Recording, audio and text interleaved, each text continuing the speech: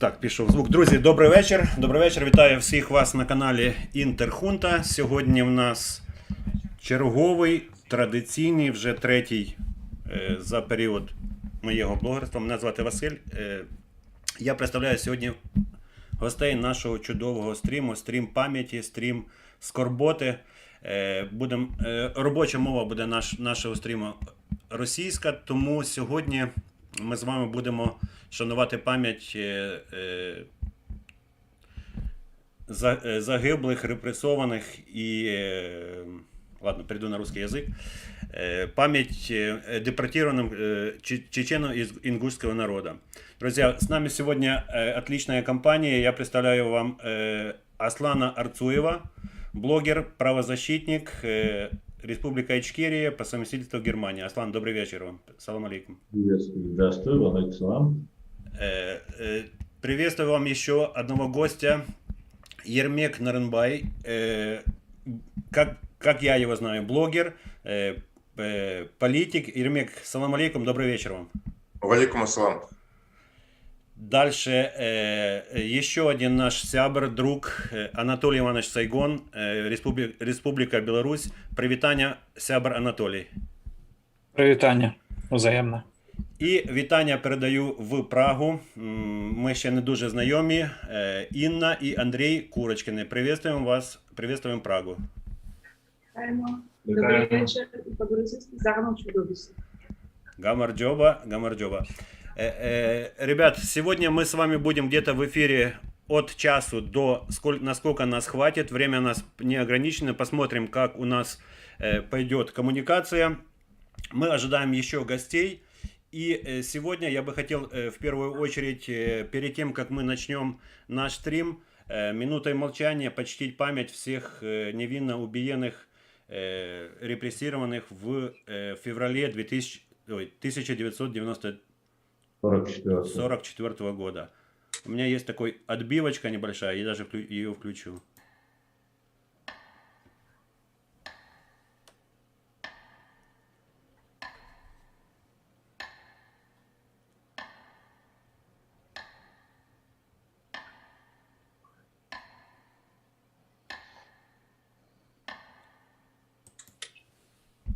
Светлая память всем, кто пострадал от этой репрессированной машины. Приветствуем Куата Ахметова, Алма-Аты, Казахстан.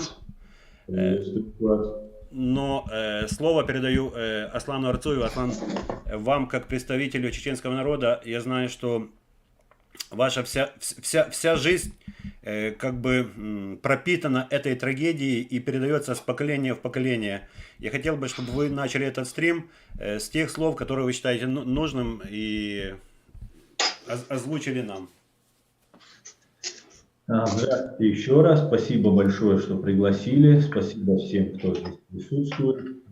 Знаю, что казахам это знакомо, потому что мы у них были, казахов, киргизов, с Сибири, Средней Азии. Спасибо им отдельное за то, что нас терпели, поддерживают, и до сих пор там живут чеченцы, которых не ущемляют и живут себе полноценными гражданами, полноправными гражданами. Спасибо Андрею и Инне большое за то, что вы делаете. По этому поводу, да, это трагическая дата, очередная дата. Наверное, в календаре нет ни одного дня, где нельзя найти какую-нибудь трагическую дату. Безвинные жертвы, которые мы несли на протяжении вот этого долгого времени. Но этот геноцид под видом депортации, я его так называю, вот у вас в Украине был Голодомор, да, есть такое обозначение, как у евреев Холокост, да, это тотальное уничтожение. Ваш геноцид называется Голодомором, да, это когда убивали голодом. Но всегда было прикрытие вот этим убийством, да, в Советском Союзе. Было прикрытие, всегда они как-то оправдывали это. Они не говорили, что вот мы считаем, что этот народ должен быть уничтожен. Они говорили, что продовольственный кризис, нужно там для чего-то в другом месте это зерно, ну и так далее, и так далее. Люди умирали с голоду. Борьба была, кстати, с партизанами украинскими, против которых велась война. И это тоже списывалось на это, что вот народ помогает. Это же какая должна быть извращенная логика у руководителей, если убить 1 миллион, 2, 3, 4 миллиона, да, в Украине с голоду убить людей. Это, во-первых, самая жестокая смерть, самая, я не знаю, нечеловеческая смерть, да, когда люди просто перестают быть людьми, когда доводится голод, особенно, ладно, ты-то умираешь, умирают твои дети, умирают твои любимые люди, это родители, родственники, близкие люди. Это невыносимо просто, это все проживать. И точно то же самое произошло с чеченцами, ингушами и другими народами, которые были депортированы, так называемая депортация. Депортация – это законное действие, да, даже переселение целых народов, да, или групп народов. Это законное действие, которое применяется в каких-нибудь там экстремальных, там, чрезвычайных ситуациях, когда нужно с одной точки переселить в другую точку, там, или город переселить, если он там разрушен от землетрясения, или еще по какой-то причине. Но депортация всего народа, когда все мужчины забраны на войну, когда ни один немецкий солдат не ступил на чеченскую землю, ни на ингушскую, ни на чеченскую, да, они бомбили, в некоторых местах Грозный бомбили, горели нефтескважины, нефтевышки, нефтехранилища, но ни один немецкий солдат, не говоря уже о целой армии, не вступил на чеченскую землю.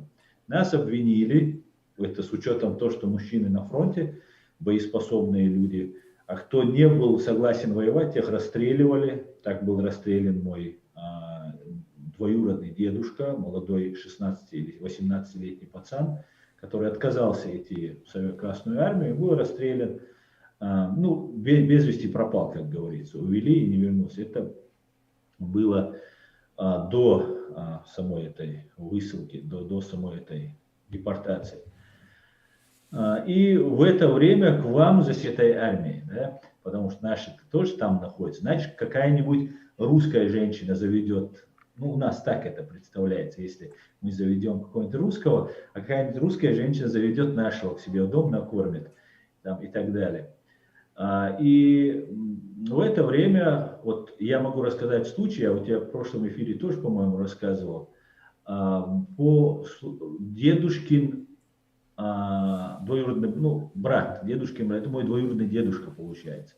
Он в прошлом году умер, но при жизни он мне рассказывал эту историю. К ним поселили 2 русских солдат и одного узбека-офицера, который с ним был. Этот узбек говорил чисто на арабском, наизусть знал Коран. У мусульман человек, знающий наизусть Коран, это хафиз, это как бы такой чуть выше обычного человека он считается, потому что человек наизусть знает Коран. Он был хафиз, он цитировал аяты из Корана, и мой дедушка, вот двоюродный мой дедушка, он был маленьким пацаном, и он помнит, как они говорили. И ходили слухи, что нас будут выселять. Никто не мог в это поверить. Невозможно нас выслать, мы же воюем за эту страну, и мы их приняли, и как бы за что выселять? Ни у кого в голове не укладывалось. Хотя выселения были и других народов, но происходили части, не всего народа, а вот бунтующихся, недовольных советской властью, вот таких людей выселяли. И как бы слух все упорнее ходил. В Чечне всегда были, есть и до конца существования чеченского народа будут люди, которые были за независимость, за то, чтобы не быть в Советском Союзе. Они были, они находились там, кто в бегах, кто еще как-то какие-то свои группы пытались там создавать. Это тоже было, это не носило такой массовый характер. Но они всегда были в советское время, в 70-х, 80-х годах у нас, как считается, последний обрек Хасуха Магомадов был убит в 78-м или в 6-м году, если я не ошибаюсь. Человек, который воевал против советской власти все время. И даже во время вот этой депортации, когда чеченцев уже не было на территории своей страны. И вот этот узбек, они спросили этого узбека, ну, мусульманин, там, верующий человек, раз Коран знает. Его отец был каким-то муллой в Узбекистане. И они его спросили, правда ли, что нас будут выселять? И он сказал, нет, конечно, вы что, ни в коем случае, не подумайте, никто вас выселять не будет. И они не взяли даже ничего из еды, просто элементарно, не говоря уже о том, сам, по-моему, если не ошибаюсь, в 5 утра он сказал, что ли, или во сколько-то утром, наш населенный пункт называется Катыр-Юрт, и тогда американцы выделили студебекеры, в огромном количестве была помощь американская, и эти студебекеры с фронта отзывались на Кавказ для того, чтобы нас депортировать. Нас и другие потом уже народы тоже. И нас собрали, говорит, вот этот офицер, узбек, со своими 2 русскими солдатиками, нас поднял. Мы приехали на пункт сбора, водокачка у нас там, водоканал какой-то был, и вот сейчас есть, вот там сбор был у нас в Катыр-Юрте. И мы были самые первые, говорит, кого он привез, еще никого еще сего не подняло, вот этот хафиз привез наших первых и не предупредил. Но были люди, которые предупреждали, и по маминой мамы, родственники, которые тоже много людей у них погибло в семье, их предупредил офицер, солдатики сказали, вас будут выселять. С первых дней, как только они у них поселились, они их предупредили, режьте живность, сушите мясо, собирайте еду, золото, все, что у вас имеется, берите с собой, потому что вы уезжаете навсегда. И они не могли поверить, как на год, на 2, на 10 в конце концов, но не навсегда, но не весь же народ. И вот собрали, погрузили в эти поезда. Почему я называю национальность этого узбека? Потому что были, вот у моей помаминой, который заранее предупредил, он был русским, этот офицер, и эти солдатики. И здесь не имеет значения национальность, религия, насколько глубоко ты знаешь эту религию, даже это не имеет значения. Ты человек или нет, здесь имеет значение. Конечно, выполнять преступные приказы, это тоже бесчеловечно, но при всем при этом можно эти приказы выполнять рьяно, просто быть святее всех святых, а можно как-то пытаться помочь даже в этой трудной ситуации. И загрузили, начали грузить, некоторые оказывали сопротивление, расстреливались, были случаи, в основном мужчин не было, были пацаны 14-15 лет.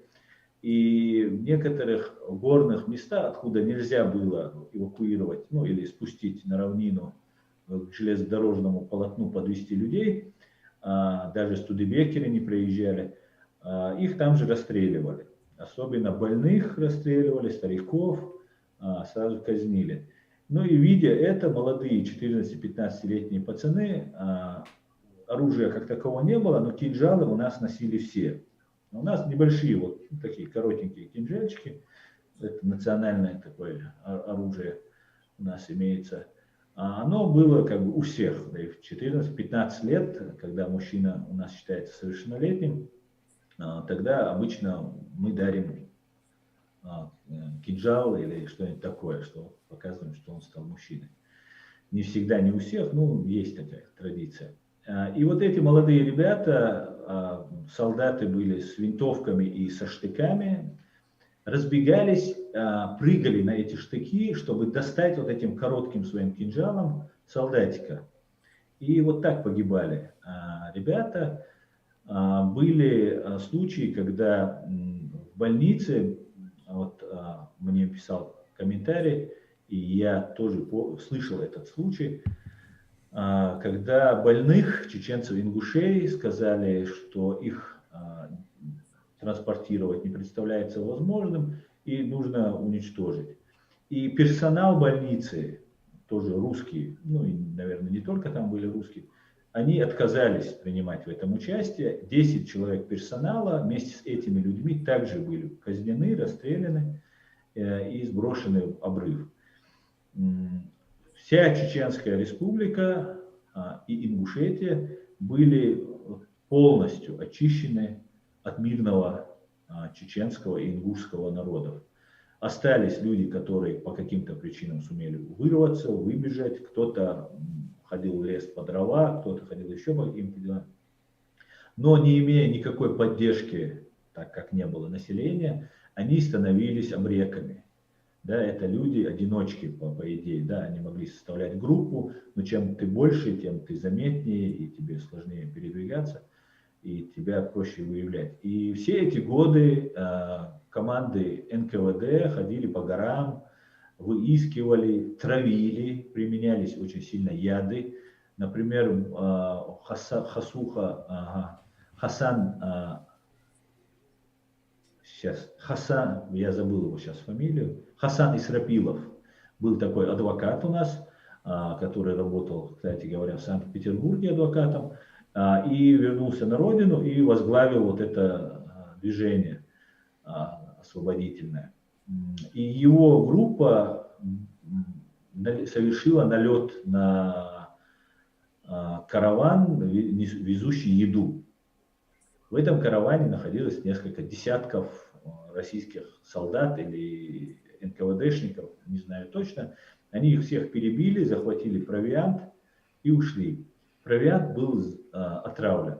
Они знали, что они их перебьют, они знали, что будет, но этот провиант нужно было, чтобы отравить этих людей. И много людей погибло от этого провианта, от этой еды. Всю дорогу, как только нас выслали, если переходить уже к тому, как высылали, людей не выпускали. Это нескромно будет, но нужно понимать чеченский менталитет. У нас, извините меня, не принято обсуждать там уборную, вот эти вещи. У нас вообще это табу считается, некрасиво считается это обсуждать. И в один деревянный вот этот сплошной вагон загонялись и женщины, и мужчины, и молодые девушки, и парни. И находиться в открытом пространстве, это было, и люди умирали мне об этом рассказывали, девушки молодые умирали от разрыва мочевого пузыря, были такие вещи. Когда человек умирал, люди пытались не говорить, что они умерли, так как довести и там похоронить. Потому что останавливался поезд, и на каждой станции вот эти трупы выгружались и оставлялись там же. Кого-то снегом прикрывали, кого-то щебенкой, кто-то, если успевал, там мог землей как-то прикрыть. Кто-то вообще не прикрывался, вот так трупы оставлялись и ехали дальше. И люди очень психологически, морально понесли колоссальную потерю, и надлом произошел. Я вот убежден, что чеченцы испытали очень большой шок. И когда туда приехали, первые 5 лет, с 44-го, ехали 3 недели. Составы, которым 3 дня пути, это если ехать нормально. И везли специально, останавливались, долго стояли, окруженные солдатами, чтобы как можно больше людей вымерло. И вообще они были уставшие и морально, и психологически, ну и физически. Когда туда доехали, местным казахам уже заранее, и не только казахам, людям, которые там проживали, сообщали, что к вам идут люди, которые едят детей. И наши старики рассказывали, что они в первое время не видели детей и думали, детей нет детей, что ли, почему здесь есть люди прятались. Аслан, у нас есть 2 представителя казахов, ты потом продолжишь. Я хотел бы эту историю, чтобы подхватил Ермек, а потом и Куат. Мы вернемся к этому вопросу. Вот, что ваши предки, деды рассказывают? Ермек, я вам даю слово. Я вот слышал такое, что когда вот эти поезда стояли, и когда подходил старейшина, он узнал, что везут чеченцев в Киргизию, Узбекистан, в Казахстан. Он сказал: Это мне, по-моему, на прошлом стриме Куат сказал, что, ребята, ну, типа, мы едем там, где есть Аллах. Мол, не переживайте, мы едем туда, где есть Аллах. И таким образом, то, что ты сказал, ну, как бы, тот надлом, но все, ну, немножко успокоились, что появился шанс условно выжить. Ермек, что ваши предки, ваши бабушка с дедушкой рассказывали об этом геноциде? Вам слово, пожалуйста. Всем здравствуйте. Я сам вообще с Костанайской области, и мой отец недавно буквально рассказывал, случайно вообще совершенно о чеченцах не шла речь, и я его спросил, а вообще ты же мне когда-то рассказывал, что чеченцы жили в твоем селе и так далее. И он говорит, да, вот в таком-то селе, это село находится в Ленинском, сегодня в Узункольском районе Костанайской области, самый северный район в области, и внутри района самая северная часть, на границе почти с Российской Федерацией. И вот они проживали до 1957 года, потом они вернулись на родину. Отец жил непосредственно вот в селе, куда переселяли чеченцев. И вот я сегодня посмотрел карту расселения.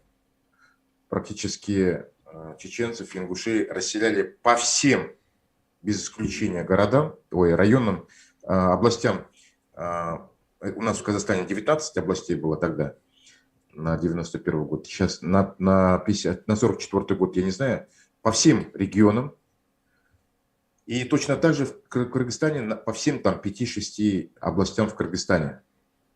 То есть целенаправленно в какую-то часть не расселяли их, получается, распыляли. А внутри области их распыляли равномерно, получается, практически по всем районам. И вот образовывались такие кусты. В каждом кусте было примерно по 40 семей.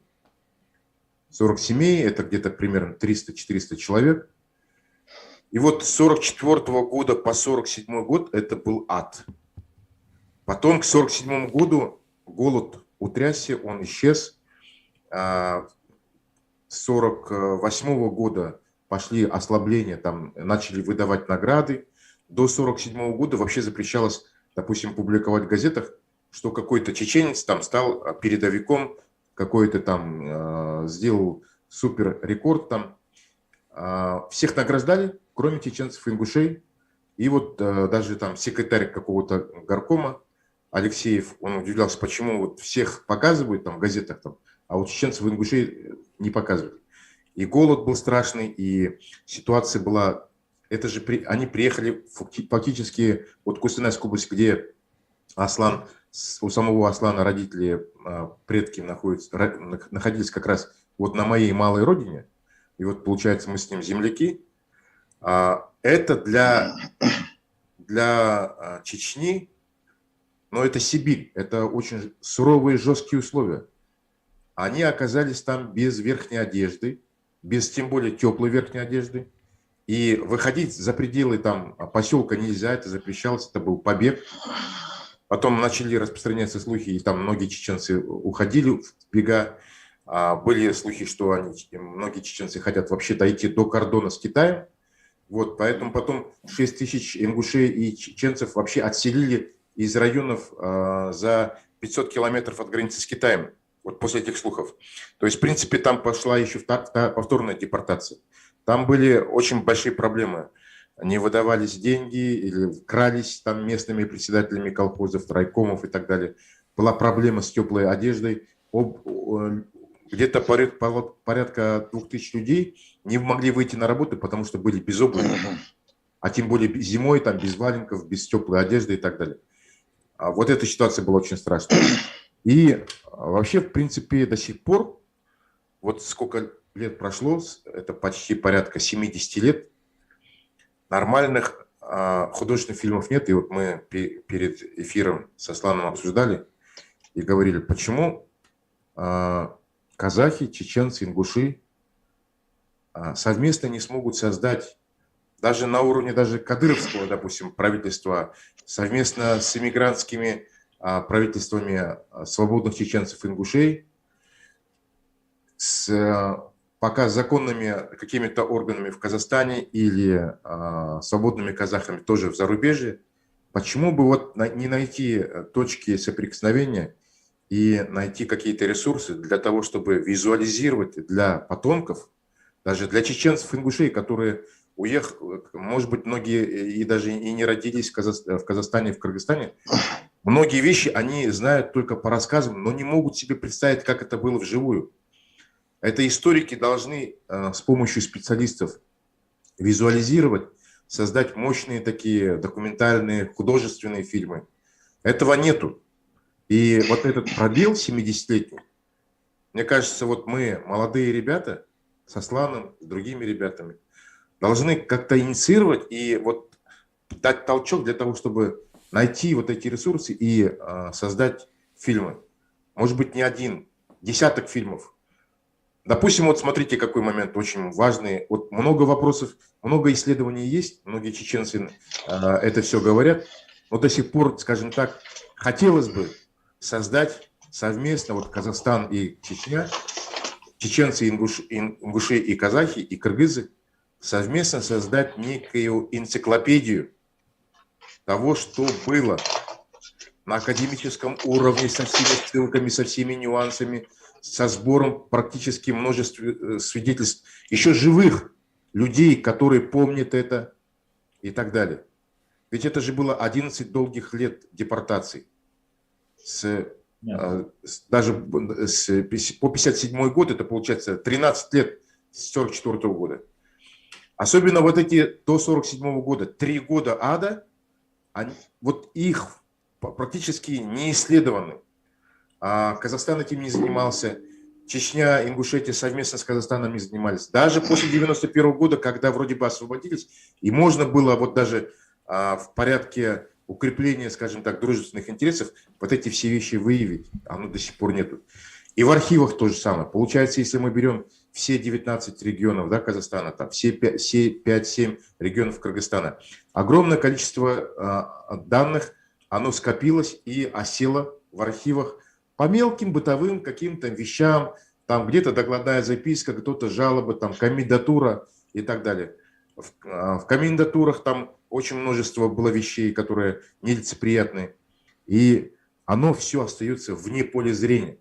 То есть на сегодняшний день то, что мы знаем и то, что опубликовано, это, возможно, только верхушка айсберга того, что мы знаем какие-то по вершкам, по корешкам.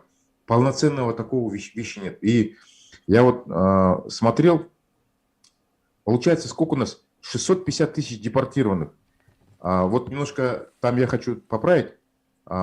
Часть Чечни и Ингушетии была оккупирована. Это Малгабахский район. Там немного, незначительная часть, 10% района была оккупирована немцами.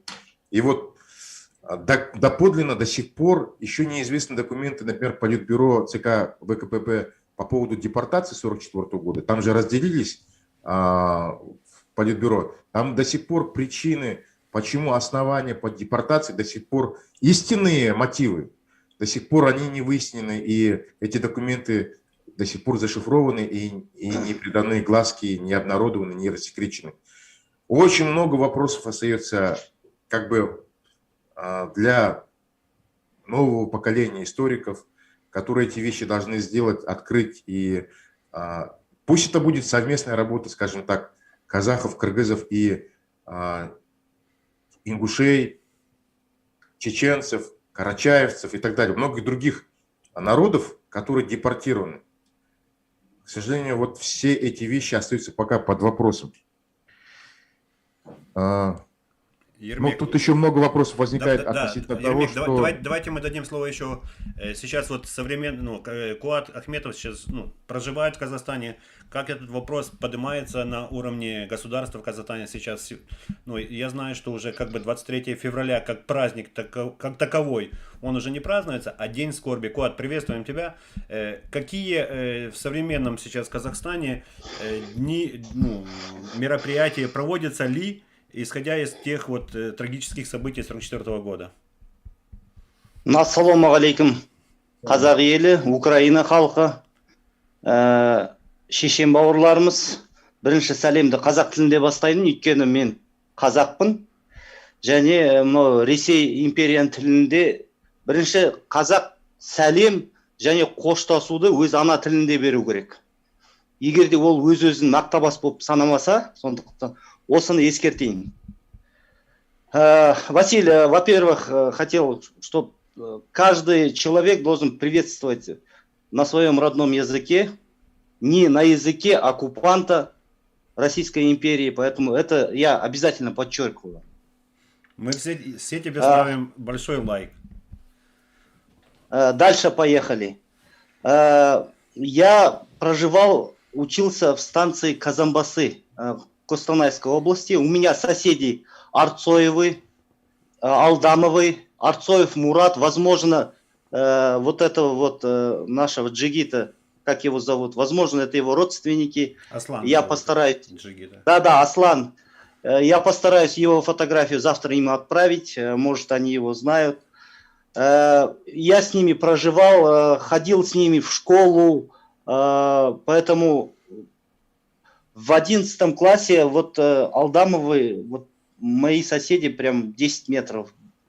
Я постоянно, в 10 классе я подбегал, и мне было интересно, я с соседнего поселка, у нас там не было 10-11 класса, и меня родители отправили учиться туда. Я вот там у родственников жил, и там вот чеченское поселение. И я подбегаю постоянно, и вот Алдамов Тапа, Аксакал. И он постоянно сидит, я подбегаю к нему и говорю: ассаламу алейкум, Аксакал. Он такой: ва алейкум ассалам, бала, қай елден боласың? Я такой, а я знаю, мне рассказывают, что это чечены. Я так на него смотрю: ата, сіз қазақша сөйлейсіз ба?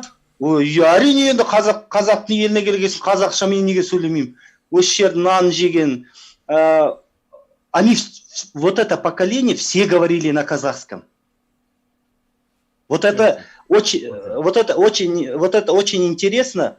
Я почему об этом говорю? Потому что молодое поколение, то есть мое движение Тель-Майдана, мы языковую тему, когда поднимаем, многие там говорят: да, вы сами казахи, типа, казахша сөйлей алмайсыңдар.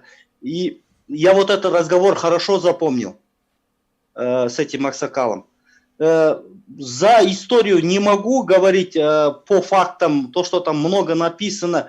История вся переписана, все архивные документы 10 лет вывозились с Казахстана сотрудники КГБ, ФСБ, поэтому это будет тяжело, поэтому этим трудом должен кто-то заниматься.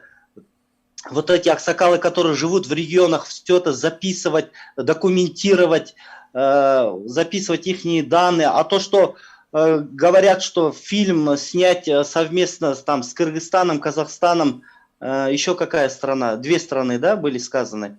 Ну, с чеченцами.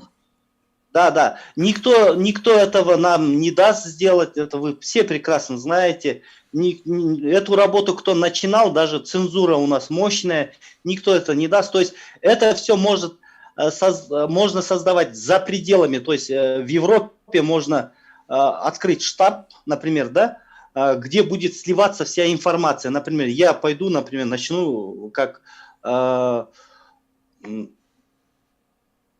белсенді ретінде ақпаратты жинап соларға тапсырам. То есть активисты будут собирать, и сейчас же интернет, можно вот эту всю информацию туда. Но ни в коем случае, если такой проект начнется здесь, этот проект однозначно закроют, никто его не даст. Поэтому, чтобы это... А так, на правительственном уровне 23-го, да, по всем каналам в Казахстане говорят, что депортация, все это трагедия, депортировали, но ни слова не говорят, что СССР, коммунизм это зло, что вот такая трагедия, кто виновник, это вообще все умалчивается. Ну, вы знаете, да, телевидение, все кому подчинено. То есть я недавно был в Акимате, когда на митинг заявку подавал. Я вот Алмата, это вся история, современная история Казахстана, все происходит в Алмате. Все движения, все, что импульс Казахстану дает город Алматы. Это надо признать. Не Астана, ничем, а Алмата. Поэтому я когда вышел, вот где площадь, где 16 декабря разгоняли, да, казахскую молодежь, убивали девчат, за волосы таскали, раздевали и заставляли их сидеть на льду, чтобы они дальше не рожали. Вот такая была советская армия. Я когда вышел с акимата, и там самое большое здание, я не знаю, как оно называется, я просто через дорогу перешел, мне было интересно, там было написано слово «мир». Пошел и напротив здания акима города Алматы, да, мегаполиса, 2 миллиона жителей в Алмате, да, стоит телерадиокомпания «Мир», Первый канал, ОРТ, НТВ, РТР, то есть всем Казахстаном управляет Останкино в городе Алматы. Самое крупное. Второе крупное медиа – это КТК и 31 канал. Меня туда пригласили по поводу языка. Чуть-чуть отступление сделал. Захожу и говорю, мне охранники говорят, ну, с такие российские знаки, говорят, а вы куда говорите на русском? Я ему говорю, я не обязан с тобой, ты что, фашист, что ли? Я на родном языке говорю, ты мне обязан на казахском. И мы там прям зацепились. Потом начальник охраны пришел, то есть все медиаресурсы в Казахстане. Потом 31 канал, вот это все здание принадлежит российской компании. То есть казахские типа новостные информационные агентства все сидят в российских медиа этих ресурсах. Поэтому независимого казахстанского ни одного канала нету. Поэтому поэтому единственное пространство, где можно собирать информацию, говорить правду, это интернет, это YouTube, это Facebook, это Instagram. Поэтому у меня вот друзья чечены, вот я с ними учился, общался, мы вместе в лесу работали, деляны покупали, особенно вот Арцоевы меня хорошо знают, как бы они с моим отцом общались, дедушку знали, поэтому я об этом хотел рассказать. А единственное, еще одно но хочу сказать, то, что спасло, я считаю, это мое личное мнение, я вот со исламом не согласен, что там ислам. Я думаю, что ислам сыграл большую роль, потому что то, что он рассказывал про это узбека, это в исламе есть такое слово «мунафик» называется. Мұсылмандарда бұндай мұнафиқ қазақша айтқанда 200 адамдар болады. Кім мынау ислам дінін көп уағыздар тыңдап діннің өзін зерттеп оқыған адамдар осыны түсінеді. Поэтому есть люди, которые мунафик, это которые показывают, делают вид, что он типа, он может знать Коран, читать, он может быть хафизом. А когда первое, что во многих воспоминаниях я читаю, когда чеченцы, первое, я не помню, где я прочитал, воспоминания, когда они с поезда спустились, это первое, что они услышали, это азан. То есть призыв к молитве, к намазу. Это, кажется, в Джамбульской области, когда их остановили, и они вот с поезда и первое, что они услышали, это азан. И они все побежали в мечеть. И они находились в мечети. И там их все казахи начали, кто чем мог, продукты, кто одежду. Поэтому ислам – это религия, когда наши предки верили. Это я не говорю про нынешний ислам, где сейчас имамы говорят, что там Нур-Отан и ислам – это одно, там нельзя, там президент. Это совсем другое, я не про это говорю. Я говорю про другой ислам, который был в сердце каждого мусульманина. Про это особенно почему-то наши стесняются говорить про свою религию. Этого не надо стесняться. Благодаря этой религии чечены, ингуши, казахи смогли общий язык найти, смогли выжить. Поэтому я вот это свое короткое мнение хотел сказать. А об истории я не историк, конечно. Я непосредственно жил с ними, игрался. Я особенно любил с аксакалами разговаривать. Я не знаю, почему это к этому меня тянуло. Но я с 7 класса я собирал в своем поселке Шежре. То есть я в 7 классе уже родословную собирал не только своего, а всего поселка. То есть у меня есть старый альбом, где я в 7 классе эти все воспоминания записывал. А в 10 классе я уже интересовался, мне было интересно, кто такие чеченцы, когда приехал в этот Казанбасский совхоз.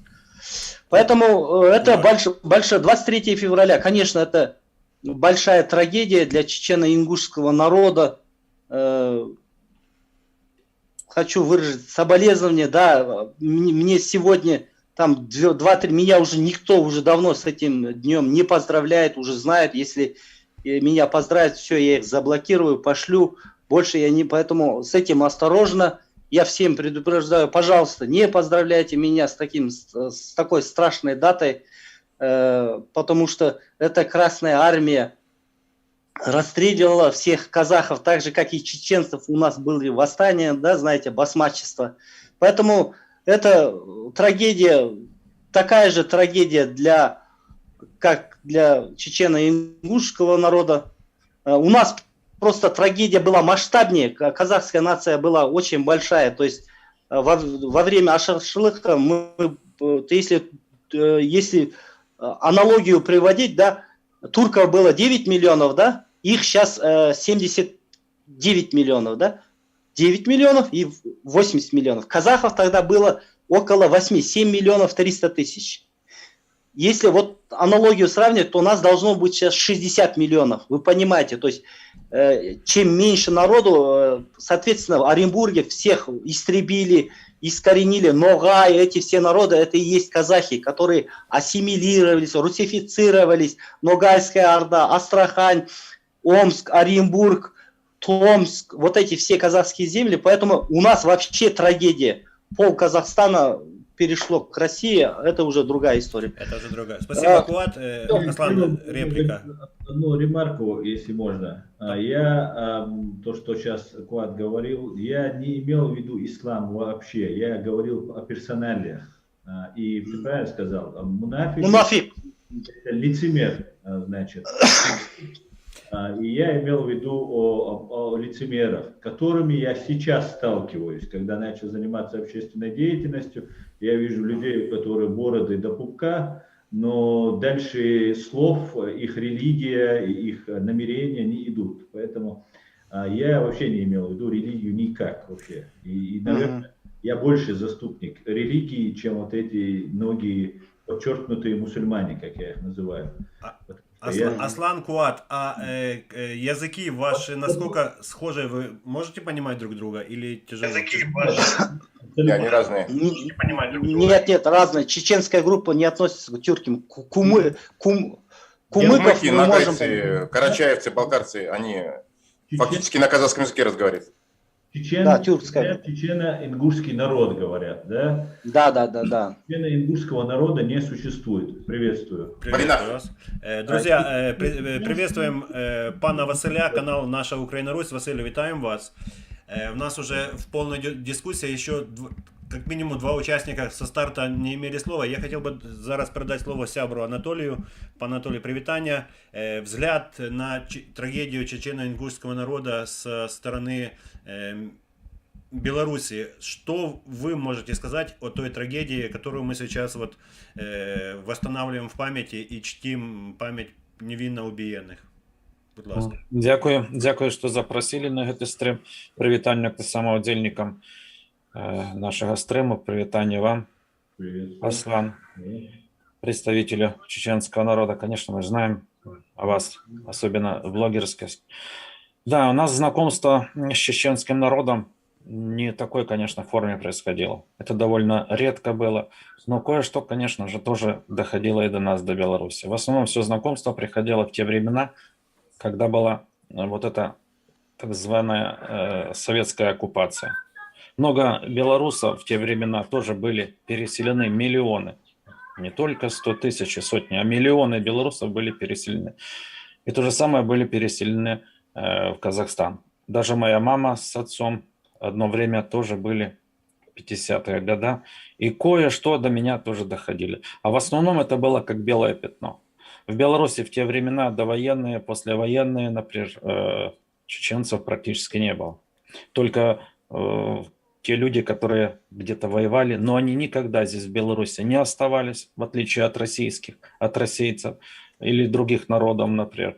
намного меньше граждан Казахстана оставалось, а вот чеченцев просто-напросто нет. Они всегда стремились вернуться к себе домой, потому что вот у вас довольно сильные, мощные такие семейные узы, родственные узы. Поэтому здесь я, например, даже ни одного случая в своем окружении не знал, не слышал, чтобы чеченцы. Единственное знакомство довольно плотное с чеченским народом, это вот сейчас современное время, вы знаете, когда после ясных каких событий в 16-м, 17-м, особенно зимой 16, 17, 18 года, сотни человек застряли в Бресте. Застряли в Бресте, и вот все эти события довольно сильно были обговорены, так мягче скажу, обговорены разного рода СМИ, то же самое. Но да, я только скажу, как досталось вам, чеченцам. Я сейчас слушаю вас, все эти зверства, которые происходили. Это, конечно, не то, что слово простить, хотя бы помнить. Простить никто же это не простит.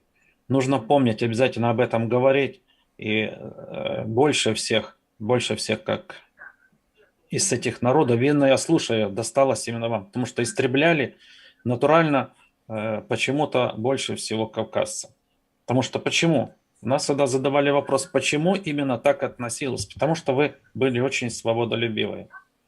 Вы не подчинялись вот этой имперской власти. И поэтому в основной такой сильный удар получили именно от России. И за эти годы вас практически выселили из Чечни. Ничего подобного не происходило, например, с Беларусью.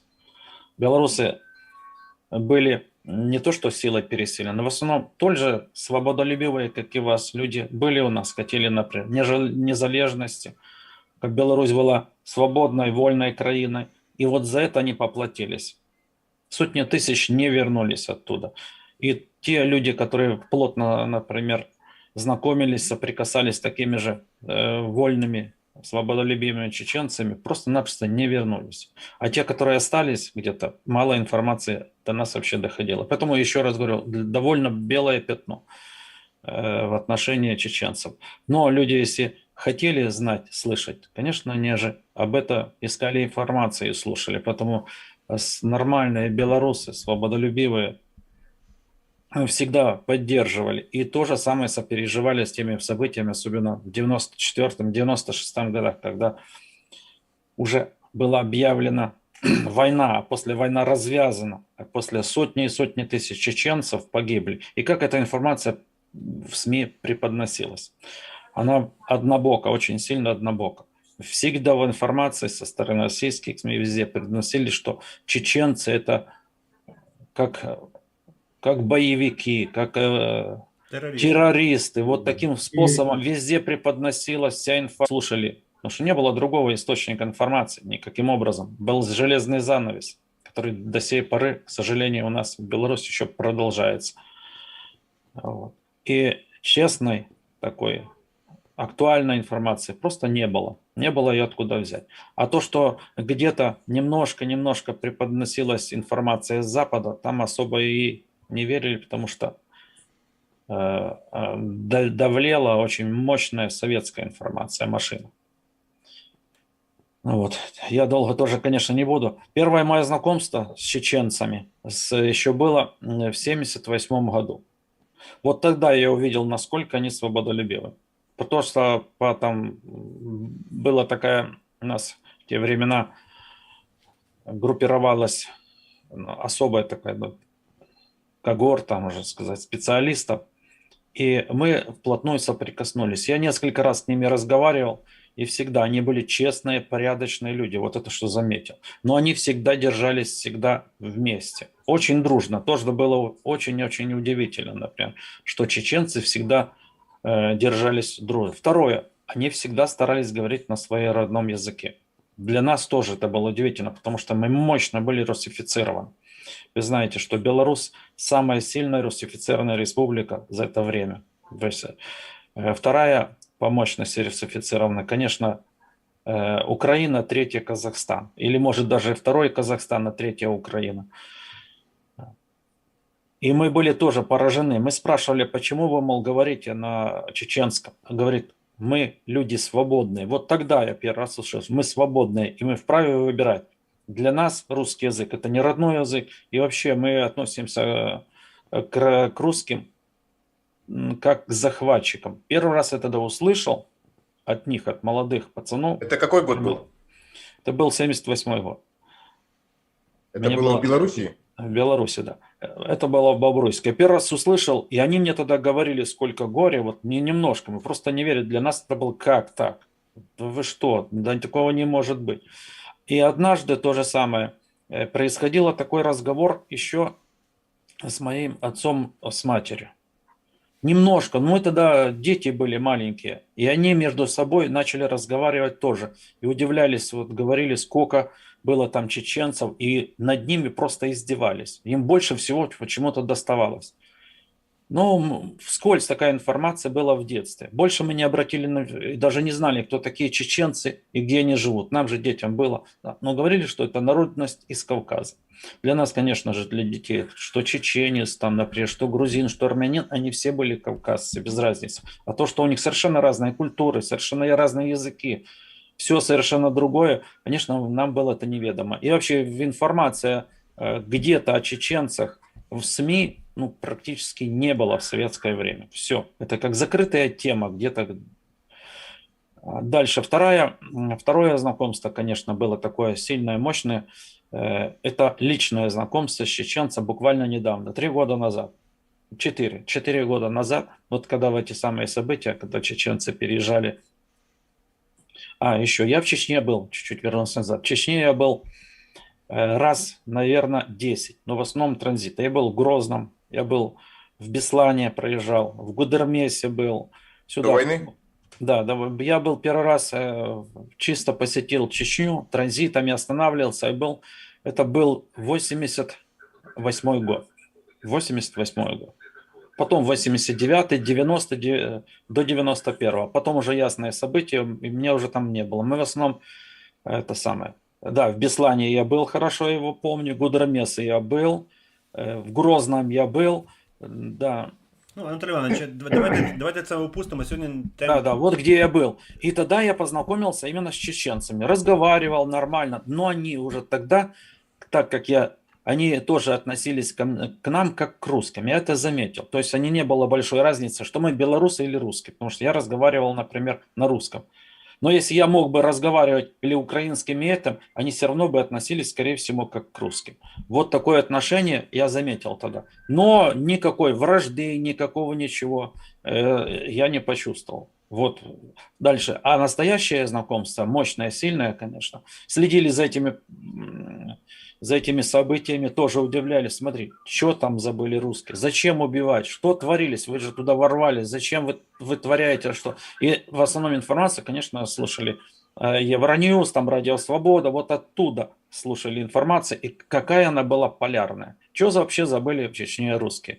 Это был первый такой сильный, мощный вопрос. Чего они туда влезли, зачем развязали такую войну и убили сотни и сотни тысяч, тем более не только взрослых, но и детей. И вот эти идиотские фильмы разного рода представляли везде. Вот вся этот кинопрокат был засыпан, завален, именно преподносили чеченцев всегда как разбойников, убийц, террористов, и все бочки катило на низ. Это, конечно же, вызывало вопросы.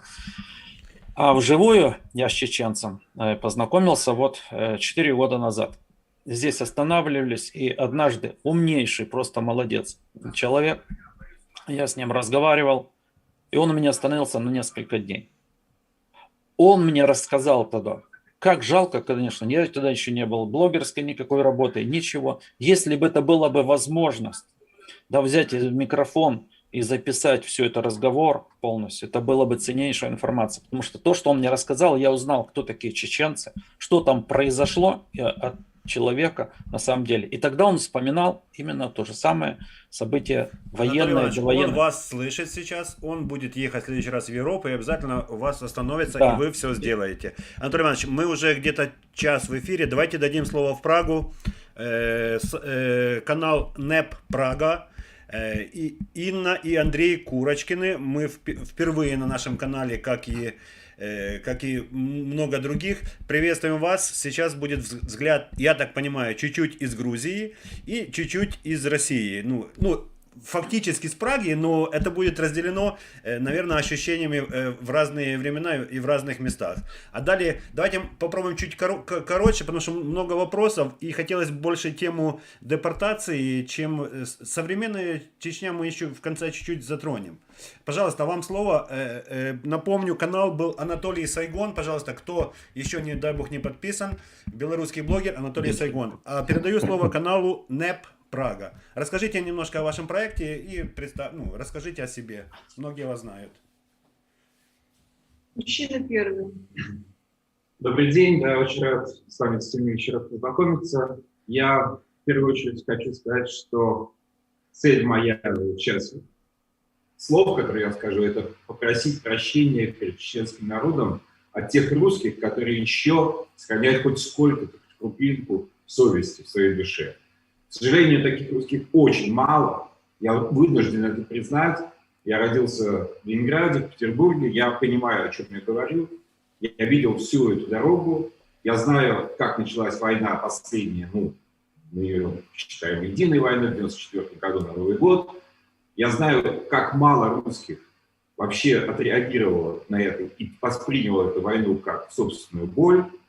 Поэтому я думаю, что для всех нас важно сейчас будет говорить о том, что нам делать людям, которые, как я, русский человек, понимают проблему, с которой мы начинаем сейчас сталкиваться, и как вам, людям, которые представляете народы, которые были оккупированы и захвачены империей российской, что нам делать ввиду наступающей опасности, которая идет очень быстрыми шагами в вашу сторону, да? Ну и в нашу сторону, в Прагу тоже. Но в первую очередь, конечно, в вашу сторону. В первую очередь в сторону Казахстана. Украина, не знаю, но мы все понимаем, что она и так воюет сейчас. Беларусь под прицелом. Чеченский народ практически изгнан. В лице своих лучших представителей изгнан из республики. И то, что там происходит, люди, которые там находятся, это люди, которые либо живут под игом Кадырова, не знаю, можно ли у вас поговорить, и либо люди, которые как-то стали коллаборационистами, но это меньшинство. Это меньшинство, это не чеченцы. Поэтому мы сейчас видим, что буквально сегодня Российская империя в лице российского народа, русского народа, да, в лице Путина и всего остального этого страшного монстра пытается захватить власть и поработить сейчас Грузию, да, то, что происходило сегодня утром, и то, что сейчас будет развиваться, мы видим, что это очень большая опасность. И мы видим, что этот враг, я его назвал враг, да, русский народ, он не оставил своих попыток захватить и вернуть все, что было захвачено. И нам надо сейчас думать, что мы будем делать, если события будут развиваться дальше. Я почему-то, я не алармист, я не склонен сейчас говорить о вещах, что все пропало, да, катастрофа.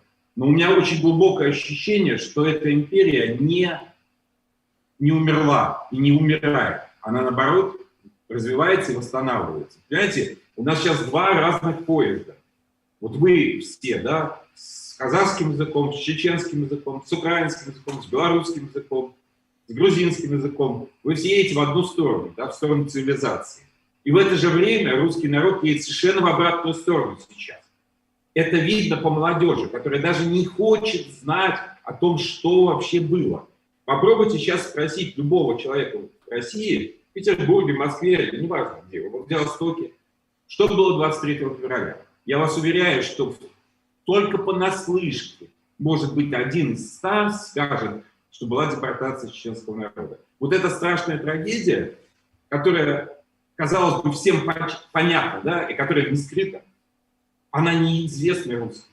Они не знают ничего об этом. И вот этот поезд под названием Россия, он едет абсолютно в противоположную сторону, в сторону войны, оккупации и горя. Поэтому нам надо думать сейчас о том, что мы можем сделать, чтобы противостоять этому поезду.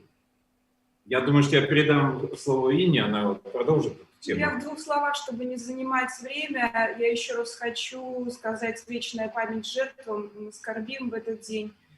И я хочу сказать, что сегодня еще и день трагический для Грузии, потому что ровно 100 лет назад Грузия была оккупирована Россией, и в сегодняшний день, сегодня страшный день для Грузии, сегодня арестовали главного оппозиционера. И поэтому вся Грузия должна встать сегодня против этого страшного монстра, против России именно, я не говорю даже Путина, а сказать нет уже вмешательству России в дела Грузии.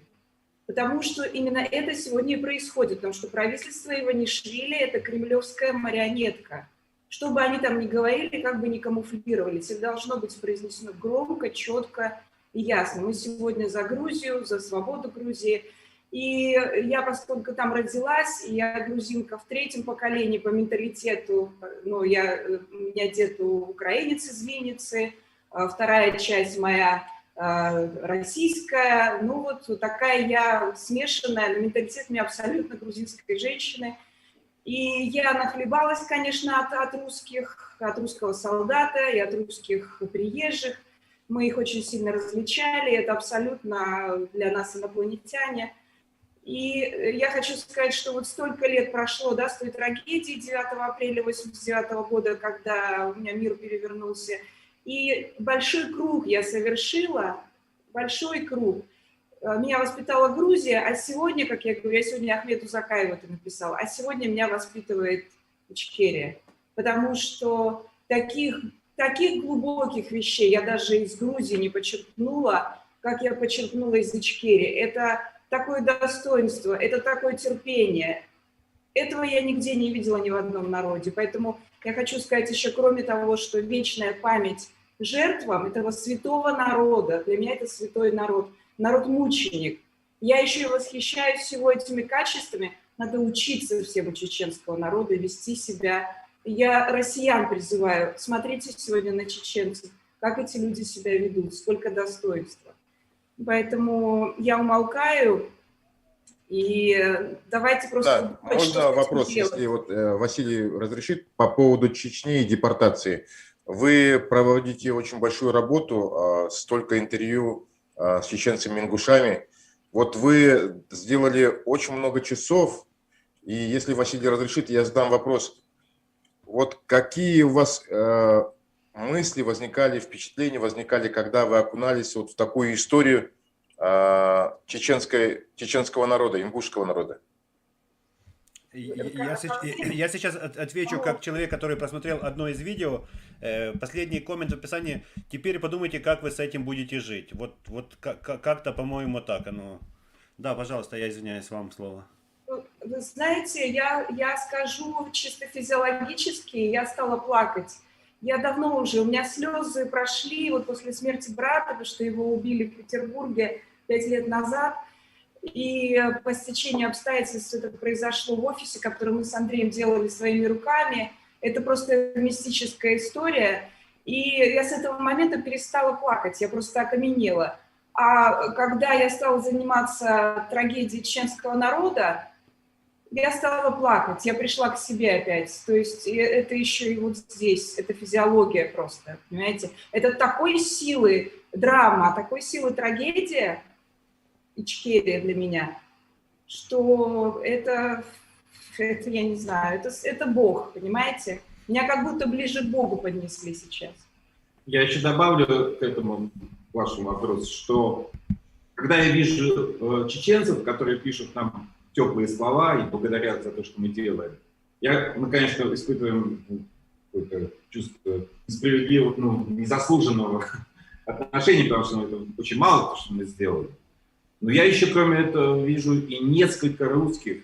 Их появляется с каждым днем все больше и больше.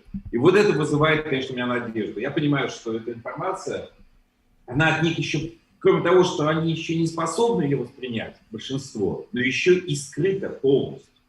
То состояние общества, ведь не только пропаганды, а просто состояние общества. На кухне, не знаю, в школе, в какой-нибудь офисе.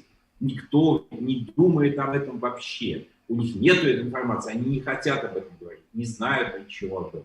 И вот если мы будем посылать им хоть чем больше мы дадим им информации, тем больше у нас шанс, что какая-то часть русских задумается, да, а тем самым быстрее, ну, может быть, удастся остановить эту войну, с которой они вообще-то живут в своей душе. Поэтому мы и делаем дальше. Не остановиться. Ребят, спасибо за ответ. Вот сейчас многие наверное, не знают.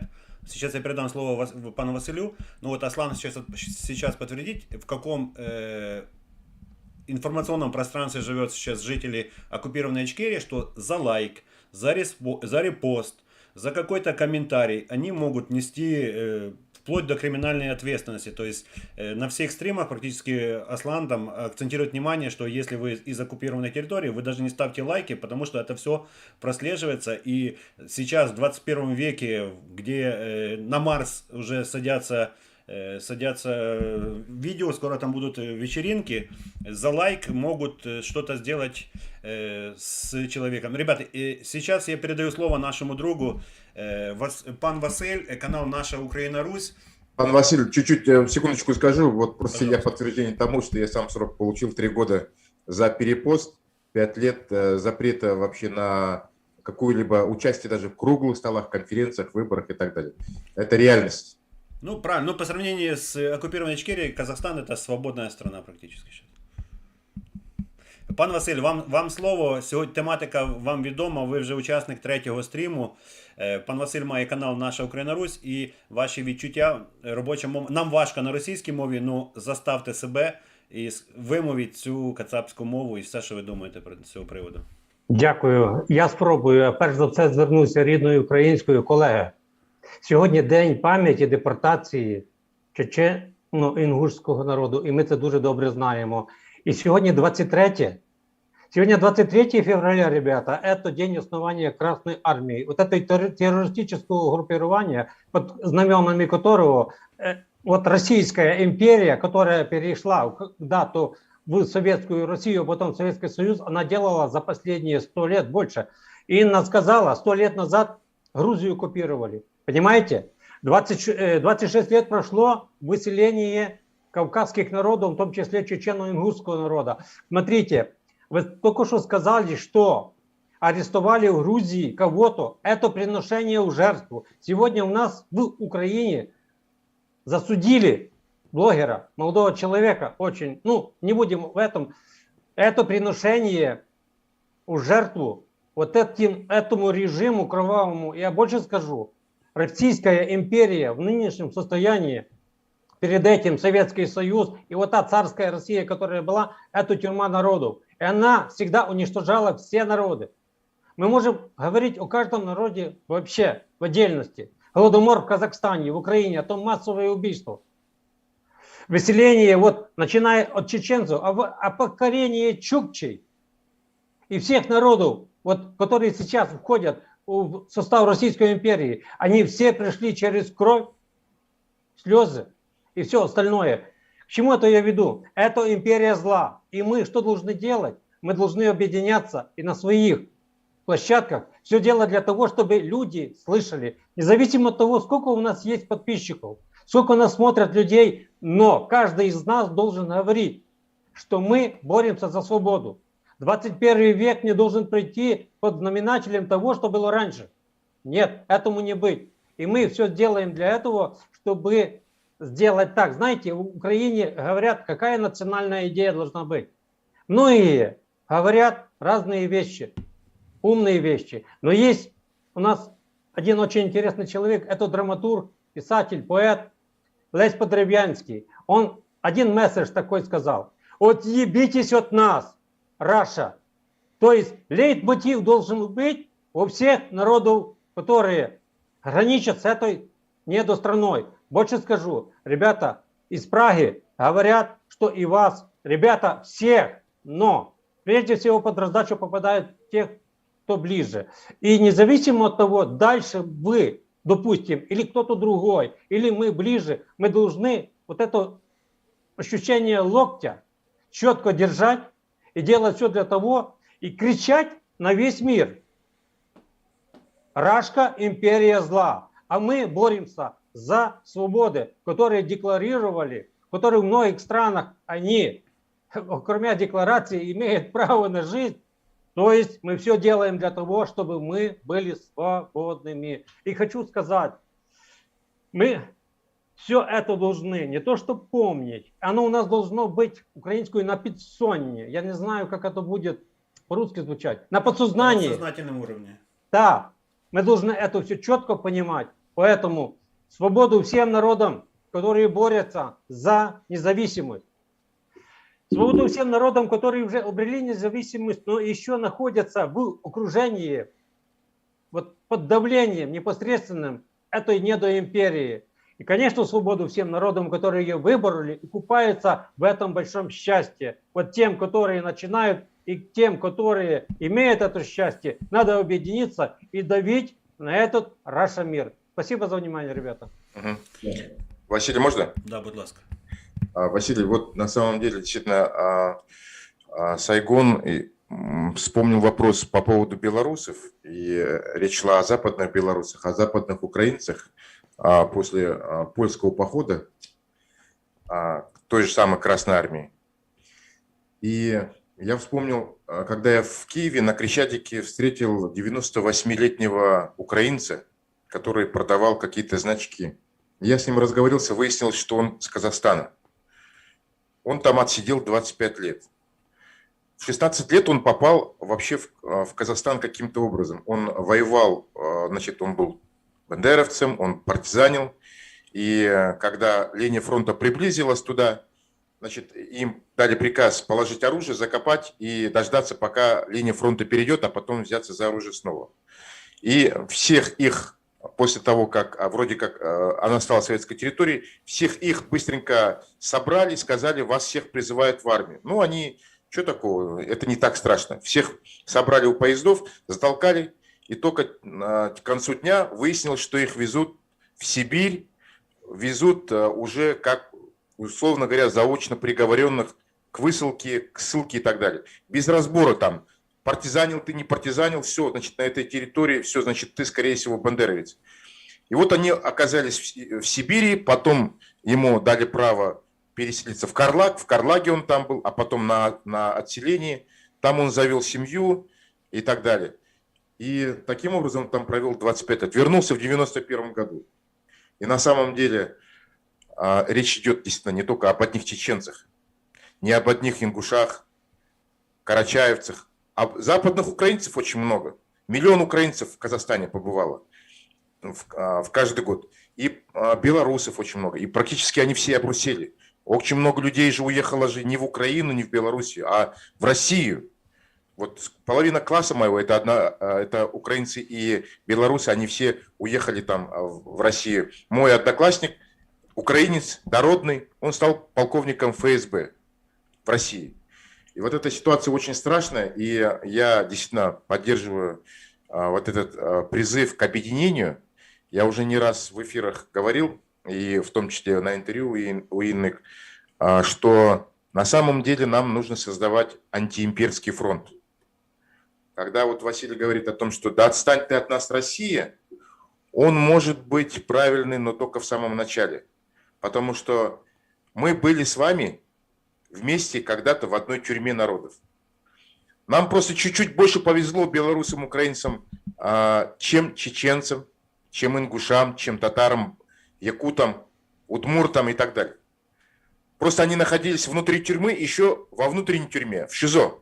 Вот мы освободились, но мы, как бывшие зэки, как бывшие каторжане, а у меня же еще и 15 тюрем моих личных, я ощущаю это более как-то обостренно, потому что я понимаю, что мы как бывшие зэки, о тех зэках, которым не удалось вырваться из этой тюрьмы, должны заботиться в силу своих отношений прошлого и так далее.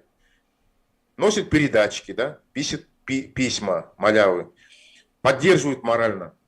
Но вот момент, что мы отстаньте от них, от нас, он может хорош для того, чтобы просто элементарно Россия, как бы, может быть, не напала на нас. Сейчас мы на очереди, Казахстан, Северный Казахстан.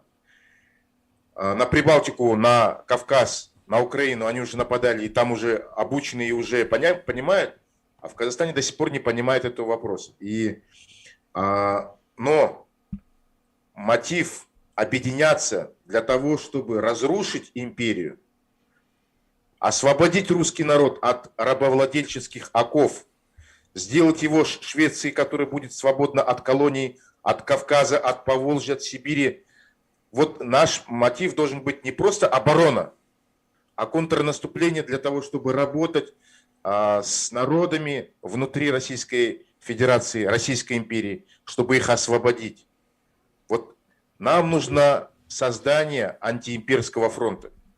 Вот подумать надо над этим всем. Ермек, спасибо большое. Я думаю, что мы, возможно, этому даже присвятим какой-то будущий стрим. Я все-таки хочу вернуться к той трагедии и хочу сказать, чтобы вот подписчики, кто еще не смотрел, сегодня на канале НЭП Прага вышло интервью с Аксакалом, с писателем Саид, я не помню, как его фамилия. Ира. Да, и рекомендую посмотреть. Это его псевдоним, а так вообще он Саид Магомед Хачукаев. Хорошее такое, правильное интервью, как вот 3% разговаривали вы и 97% разговаривал этот человек. Я хочу Аслану задать вопрос. Эта фраза прозвучала и во время этого интервью, что на первых порах задача НКВДистов и всех этих было просто убийство этих людей. Он прямо говорил, что готовились целые платформы железнодорожные, которые выходили прямо в Каспий. Но что-то пошло не так, и эта версия не состоялась. Я не знаю, насколько это правда или нет. То есть хотели тупо в этих вагонах всех и похоронить там заживо. Аслан, такая версия, ты знаешь о ней? Да, конечно, это известная версия, и, скорее всего, это не выдумка, так как она очень ужилась в чеченском обществе. И единственная причина, по которой считается, что почему тогда нас не стали топить, как когда-то Убыхов и Шапсудов топили и убивали черкесские народы, которых перестали существовать вообще. Это было то, что слишком откровенное убийство людей на Западе вызвало бы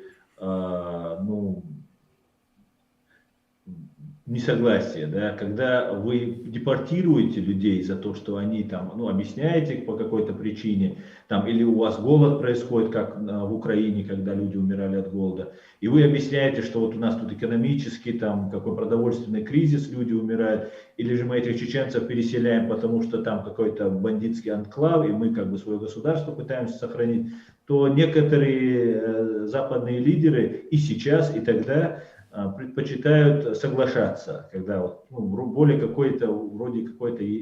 более-менее такое удобоваримое, когда объяснение преподносится. Но когда вас полностью топят и сжигают, то тогда этому очень сложно объяснить.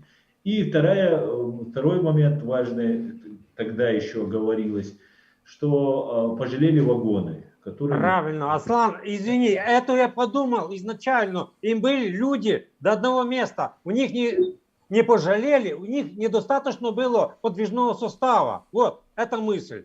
Да, вот, извини, что перебил. Да, именно потому что были вот эти черкесские народы, вот это Красная Поляна, Сочи, вы все это знаете. Красная Поляна называется Красная, потому что там реки крови просто были пролиты. И их сажали, им говорили, что мы вас сейчас отправим в Турцию, там, да, через Черное море, мы вас там на другой берег и так далее. И когда они чуть отходили от берега, их топили, эти корабли, их просто расстреливали. Старые суденышки, на которых грузились эти люди, их расстреливали. Потом французский путешественник, если я не ошибаюсь, это был Дюма, может быть, который оказался на Кавказе, и через несколько лет он буквально оказался в Сочах, на Красной Поляне, вот в этих местах, он увидел сотни тысяч костей водой, намытых на берег, да, потому что эти люди, которых там убивали. И именно вот пожалели вагоны, и, наверное, чтобы Запад, конечно, тоже не перестал с ними вообще как-то общаться. Хотя Запад, я думаю, не перестал бы с ними общаться, несмотря ни на что. Я хотел бы, пока и пользуясь своим словом, еще раз поблагодарить Инну, Андрея за то, что вы делаете. Вы говорите такие теплые слова, Андрей, Инна, такие слова, которые мне, как чеченцу, непривычны от русских. Я с вами привык быть в конфронтации, ну или с тем, с кем я дружу, мы просто темы не говорим. Да? Ну, как бы мои друзья русские, которыми я дружил, учился, работал, ну, как бы все прекрасно понимали. Единственное, когда они меня просили рассказать вот про эту депортацию, про эту войну, которую вот 2 сейчас прошли, идет. Когда я им рассказывал, один у меня русский товарищ, такого бандитского склада ума, такой парень, он чуть старше меня, он сказал, я бы тоже тогда ненавидел бы и воевал бы против русских, если бы с нами сделали то же самое, что сделали с вами. На что я ему сказал, с вами то же самое сделали. Сделали не меньше. Над русскими тоже это было. И этих русских уже нет. Тех Курочкиных, Политковских или других людей, которые жили в то время. Их ведь тоже убили. Миллионы людей сгноили в тюрьмах и расстреляли, которые были совестью нации. Там остались, по идее, не в обиду, конечно, никому, но остались в основном потомки Шариковых, да, которые убивали, остались. Да. И сейчас, да, это большая трагедия, об этом можно очень много говорить. Вот Эрмек предлагает там создать там, какую-нибудь базу информационную по этим всем вот этим преступлениям, где кого кто выселяли, кого убили. Это обязательно нужно делать. Но есть еще один очень важный момент. 77-летняя трагедия, прошедшая 77 лет, это уже 3 поколения, можно сказать, прошло с тех пор. Уже правнуки у тех людей, которые там погибли, уже тут выросли. И сейчас до сих пор продолжается геноцид. И нам, чеченцам, я как человек, который сейчас занимается этим вопросом, вижу, что нам очень трудно даже сейчас как-то о своей проблеме сегодняшней докричаться. Даже находясь здесь в Европе. Нас убивают за то, что мы говорим. Нас пытаются запугивать. Слава Богу, им это не удастся никогда сделать. Но нужно говорить, и совершенно верно Эрмек говорит, что нужно объединяться, нужно создавать такой единый фронт защиты. В этот фронт должны войти все, но мы не должны делать это за русских или за кого-либо. Мы это делаем, каждый должен делать для себя и за себя. Да? Мы должны проводить работу среди чеченцев, ну и, соответственно, мы все говорим на русском языке, некоторые очень хорошо, поэтому мы должны доносить информацию как до русских.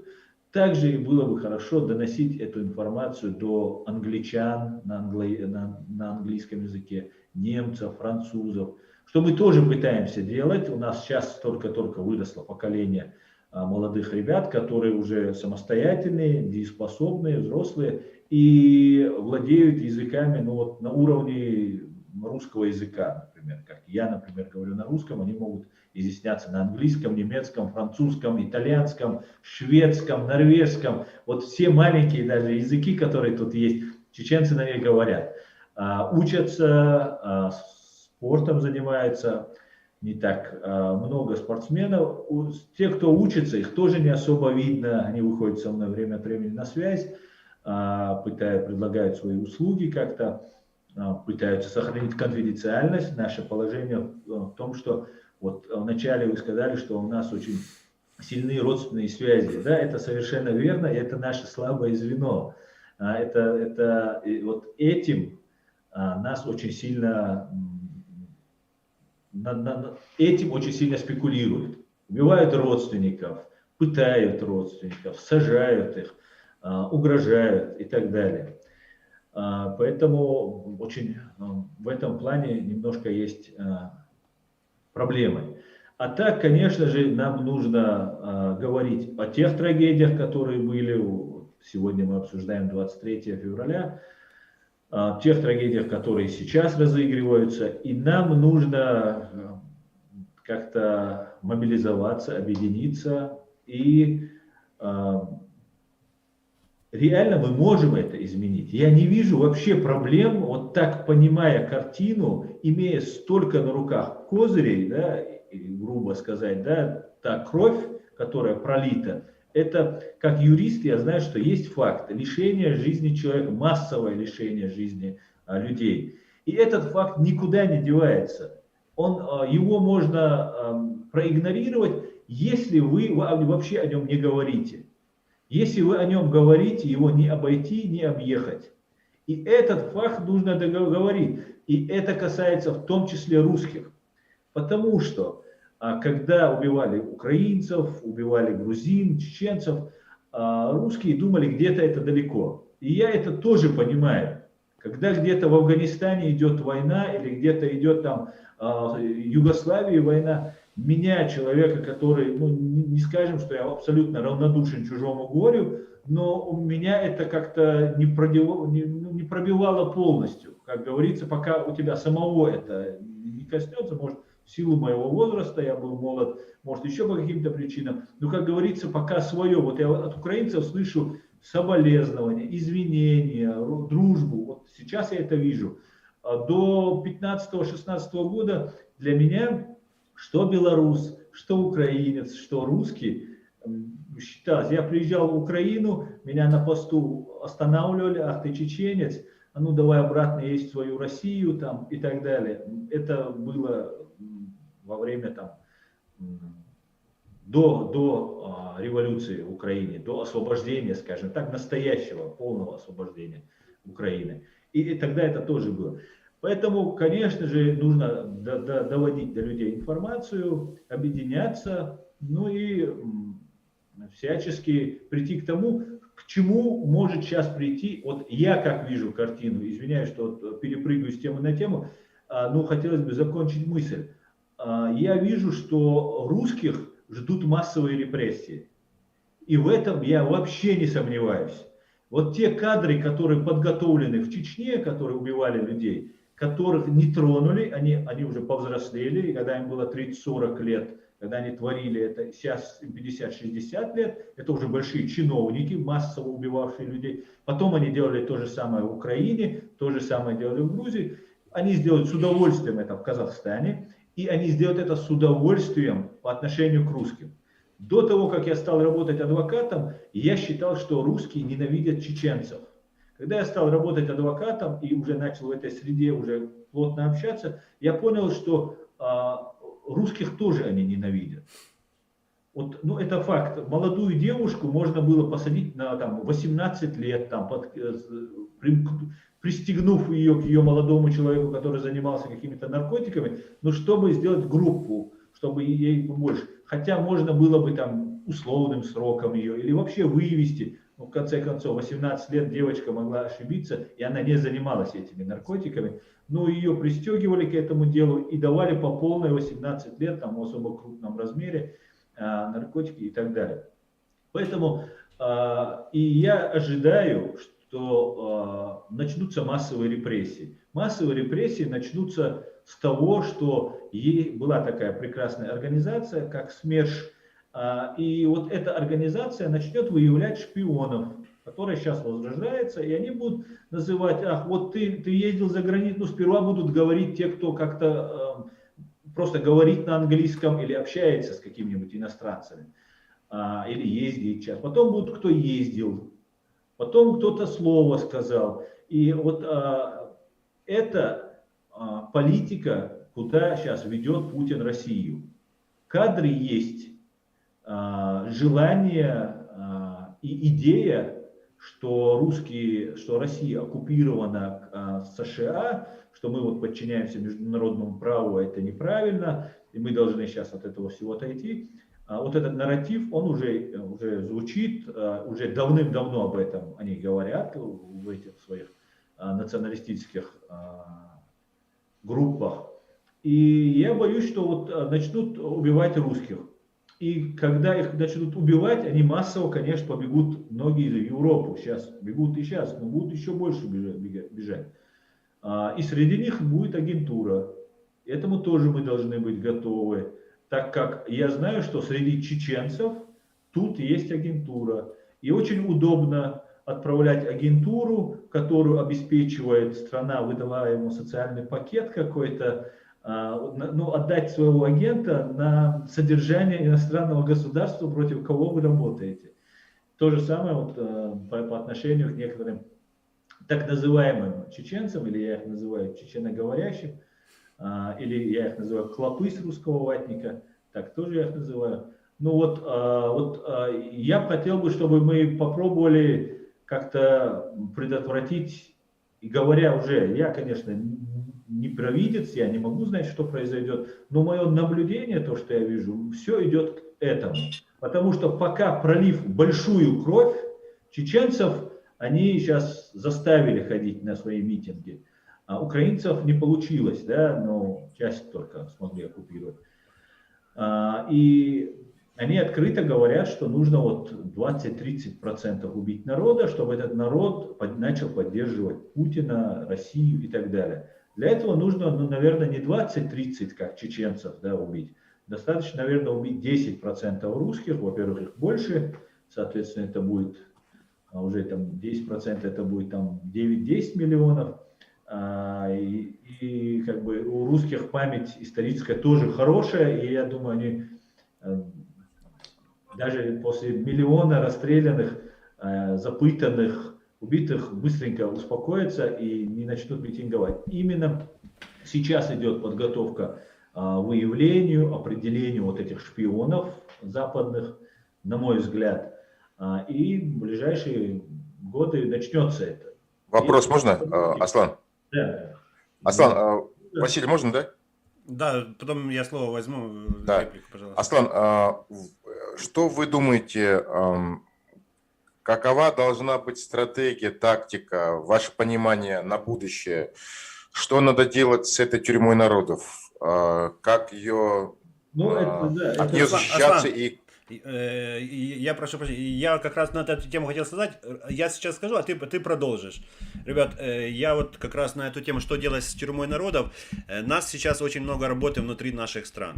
Мы же сами понимаете, что не так страшны московские воши, как украинские гниды.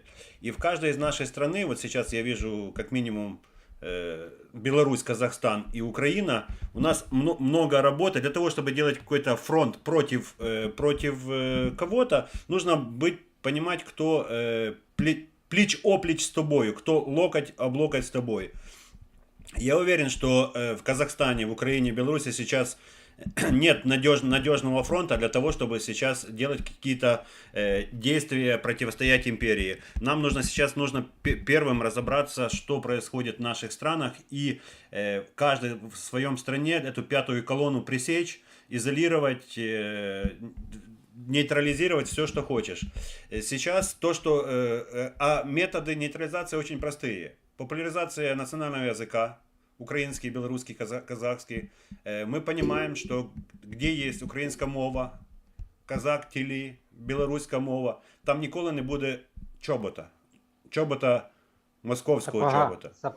Сапога. Де є українська церква, де є білоруська церква, там ніколи не буде чобота. Тому, друзі, на наше з вами покоління випала така важна історична роль, назвемо її «Вбити в собі совка» або «Вбити в собі москаля». Тому тут зараз треба нам каждому разобраться в себе и все-таки вбить в себе этого совка, хотя мы понимаем, что это очень тяжело, мы понимаем, что это практически неизлечимо, но у кого-то это больше получается, у кого-то меньше получается. После того, как мы это все сделаем, мы тогда можем приступить до второй стадии, это уже какой-то фронт. У нас не с кем строить фронт, у нас пятые колонны просто не дадут нам это сделать, то, что говорил Куат. Аслан, пожалуйста. Василий, я тогда хотел бы на это сказать словами Джохара Дудаева, когда ему сказали, разве мы сможем построить государство, нас так мало, нас миллион всего там и так далее, и так далее. Он сказал, Израиль заложило 3 человека. Неужели у нас не найдется 3 человека? Поэтому достаточно 3-30 даже человек, да, может нам...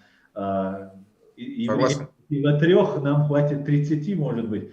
Поэтому достаточно для этого. Что вот, отвечая на вопрос Ирмеха, я хотел бы сказать, что делать Россия. Россия должна стать на самом деле федерацией, какой она прописана по Конституции, по-настоящему. Вот как они в 91-м планировали, они не как сейчас, они сейчас это дезавуируют, говорят потом, не так было, я не это имел в виду и так далее, и так далее.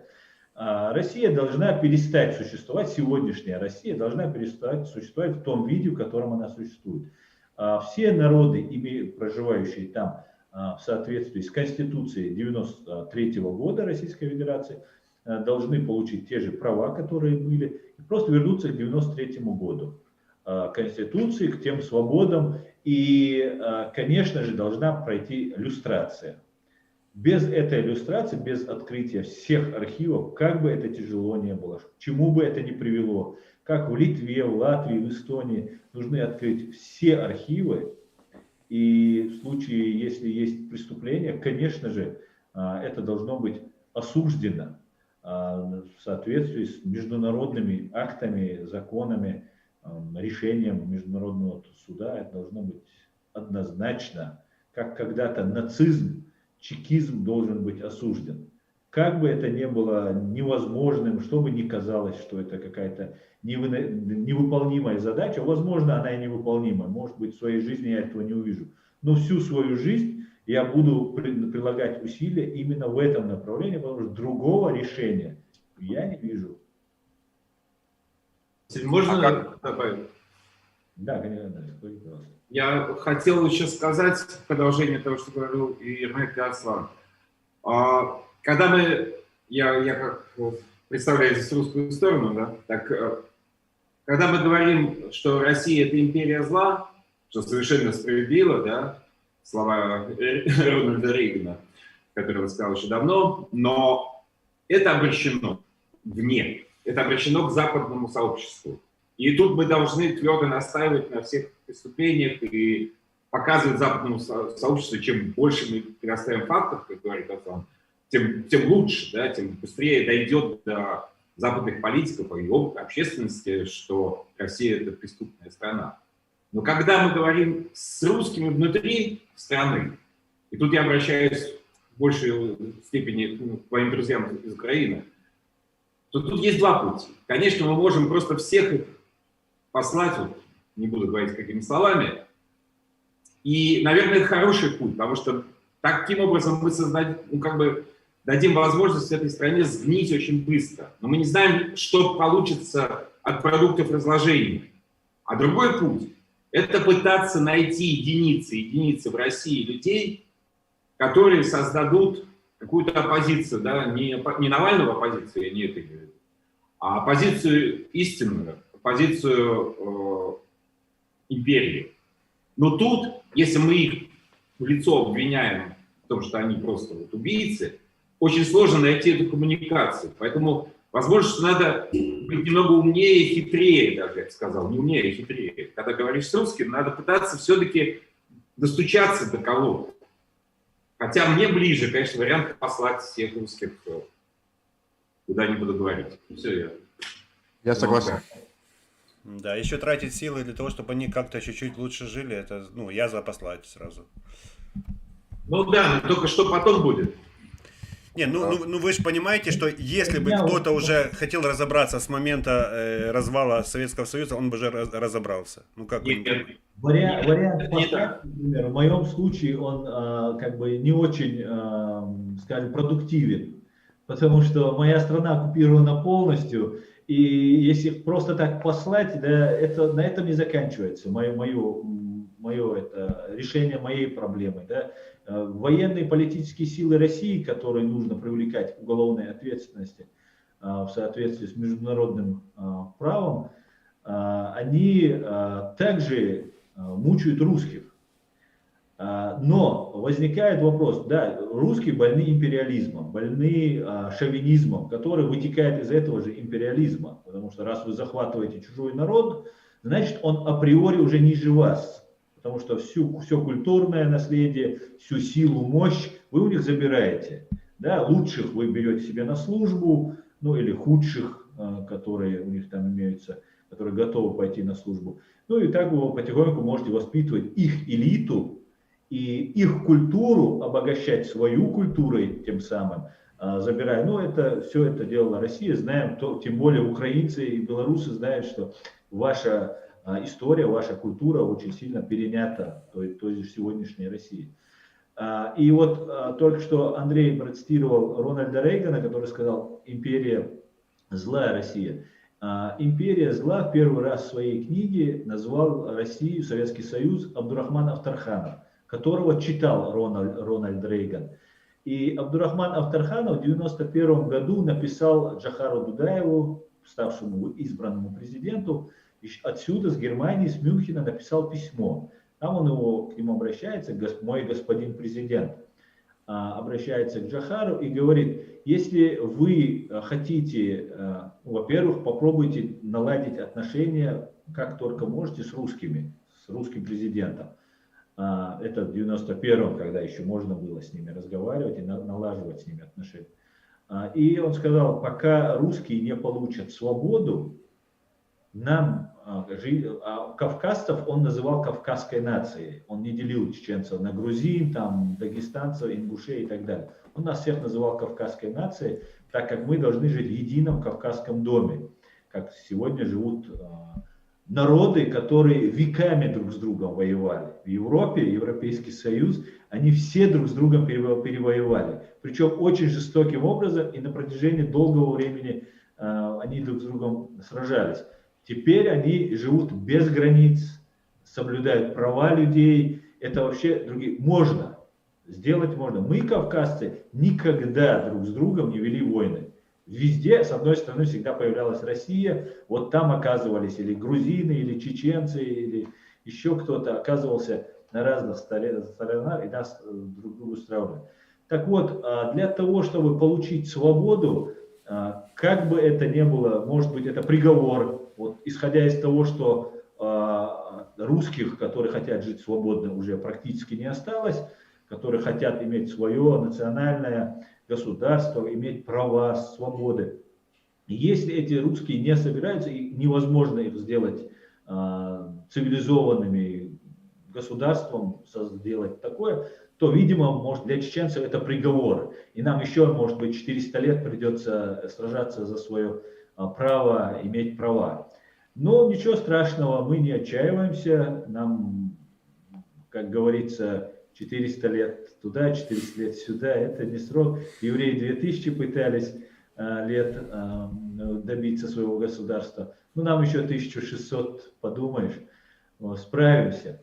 Но при всем при этом, что я хочу сказать, что мы должны не просто посылать. Конечно, посылать мы все умеем, и я это умею очень хорошо делать, но мы должны все равно пытаться находить ключ к этим людям. Например, есть отличные люди, я не хочу называть их имена, с кем я дружил, с кем я работал в Москве, которые не выдуманно, не наигранно сопереживали мне, когда мне помогали, хотя могли абсолютно мне не помогать, и как бы, ну, никакого. Даже преподаватели, когда я учился в ВУЗе, были, которые просто из-за того, что я чеченец, вот у нас одна была Николаева по конституционному праву России, она была из СМЕРШ. Она меня ненавидела просто. Она ненавидела. Старая бабулька была. Она была из СМЕРШ. А были люди, которые прятали Гамсахурдия у себя, которые очень уважали Дудаева. И только лишь из-за того, что я чеченец, а я был молодой, 18-19-летний болтус, мне просто открывали любые двери. Просто я тогда еще не понимал, думаю, чего они от меня хотят. Почему они такие добрые? У тебя же на потоке Медведев, ты говорил, да, у тебя преподавал, или что там, Медведев? Да, Медведев у меня вел гражданское право. В Питере, да? Везде свои люди. Да. Ребят, час 45 мы в эфире, планировали около 2 часов, как вы считаете? Ну, я тогда передаю слово, спасибо за внимание. Да, ребят, Можно одну ремарку, буквально 20 секунд я скажу. Да, пожалуйста. На самом деле, вот политика открещивания, вот просто, скажем так, живите как хотите, дайте нам нормально в Европе пожить отдельно и так далее. Я думаю, что все-таки нам нужно информационно работать над раскрытием глаза, вот над всеми историческими фактами, архивами и так далее, исторической правдой с одной стороны, и с другой стороны военно-политическими методами. Не мутем так катанем, империя, тюрьма народов должна быть разрушена. И мы не должны просто, часто говорят, допустим, в Украине, вот она должна быть разрушена, или пусть будет хорошо, когда она будет разрушена. Это неправильно. Мы ее должны сами планировать и сами должны участвовать в этом великом деле для того, чтобы освободить народы, которые находятся в рабском положении. Вот в этом наша общая миссия. Тех народов, которым удалось в 1991 году выскользнуть на свободу, в этом их историческая миссия. Маленькая ремарочка. Когда Наполеон подошел к Москве, он много территории России освободил и дал им свободу. Они с этой свободой не знали, что делать. Они грабили, жгли панские маетки, вот это как, ну... То есть Хозяйство. они не умеют пользоваться свободой. И я понимаю, о чем вы, но это не тот случай. Извините. Ребят, а я скажу так, есть такая, как бы, тоже в народе, для того, чтобы успешно начать лечить алкоголика, нужен один хороший первый шаг. Алкоголик должен признаться, что он алкоголик. Тогда уже большая вероятность успехов. Может, это сейчас немножко так обостренно, притупленно нами, украинцами, но я не хочу, чтобы Россия жила хорошо. Я не хочу, чтобы там была демократия. Я хочу, чтобы, вот как сказал Андрей, что мы не знаем, чем она. Мы придем, это говно поубираем, выключим свет. Это эмоции. Ну, это эмоции, это да. Неправильно.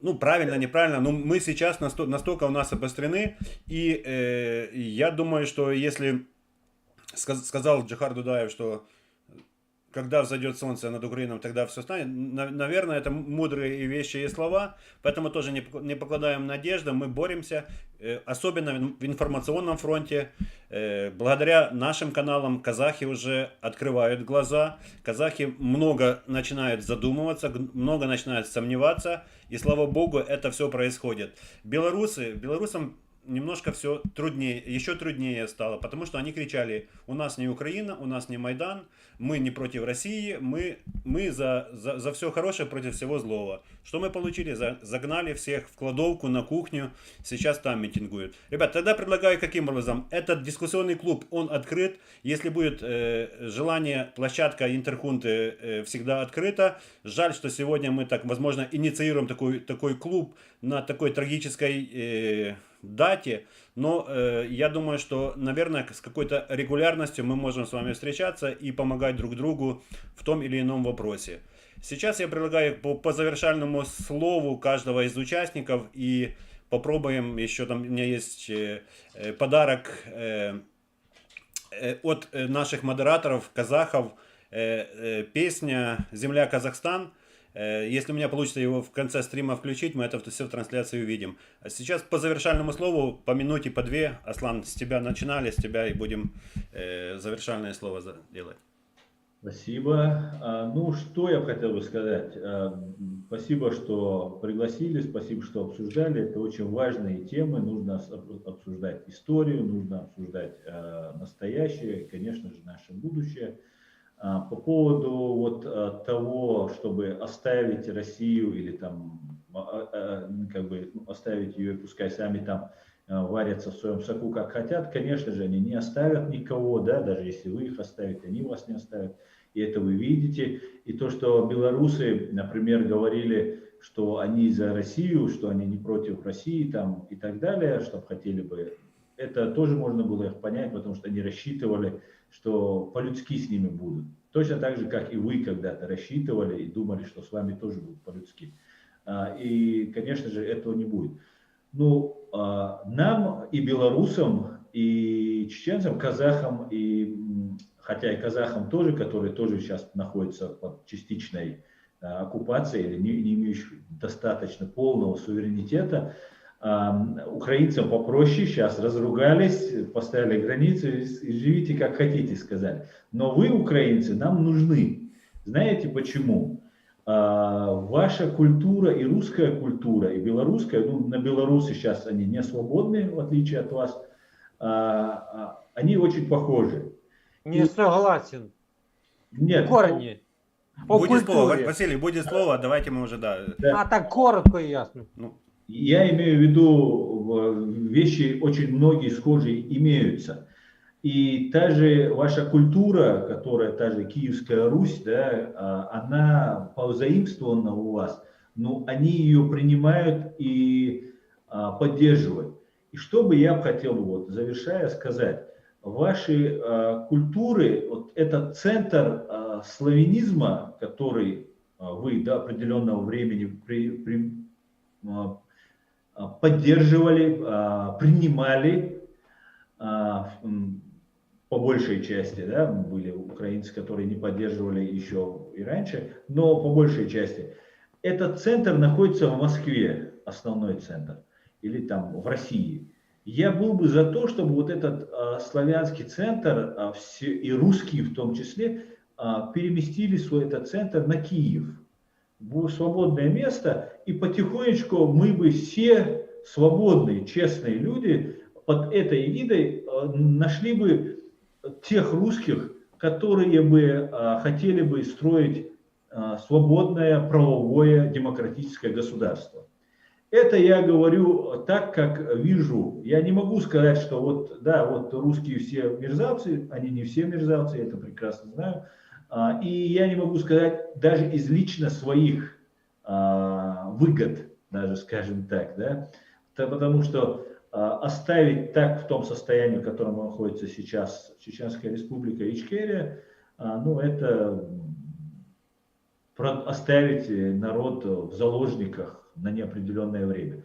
Мы будем бороться, и да, и я вижу, что украинцы не делают то, чтобы развалить Россию. Да, они отстаивают свою страну, они, хотя много есть и проблем, конечно, но при всем при этом украинцы только защищаются.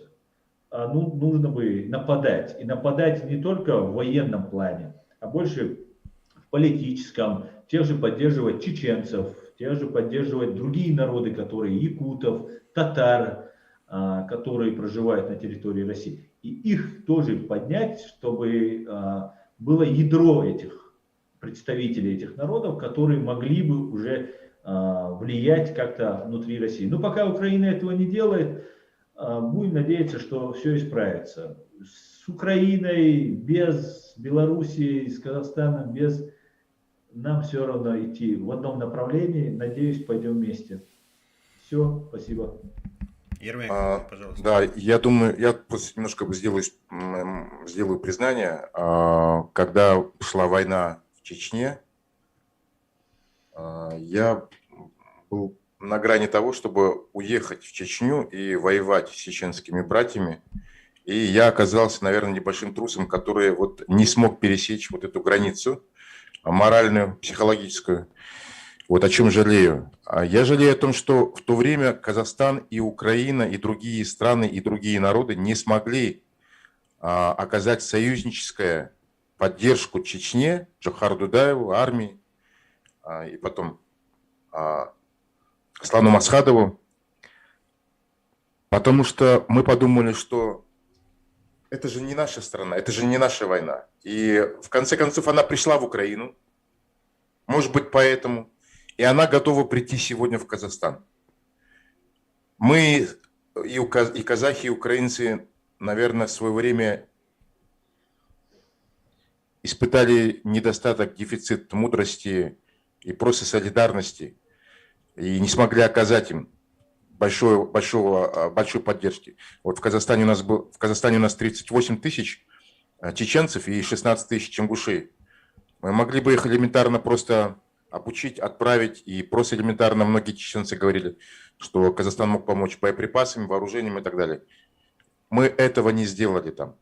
Я не говорю про Турцию и другие страны, мы говорим про тех, которые были внутри Советского Союза. И вот это чувство вины, оно до сих пор находится у меня в душе. Я жалею об этом, что мы, и я лично, не сделали вещей, которые могли бы Чечню сохранить, спасти как независимую страну.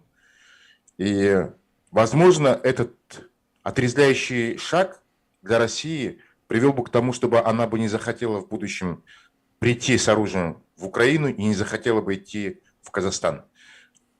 Мы не сделали этого. Я хочу в этом плане перед Асланом и в лице Аслана перед всем чеченским и ингушским народом извиниться. Спасибо.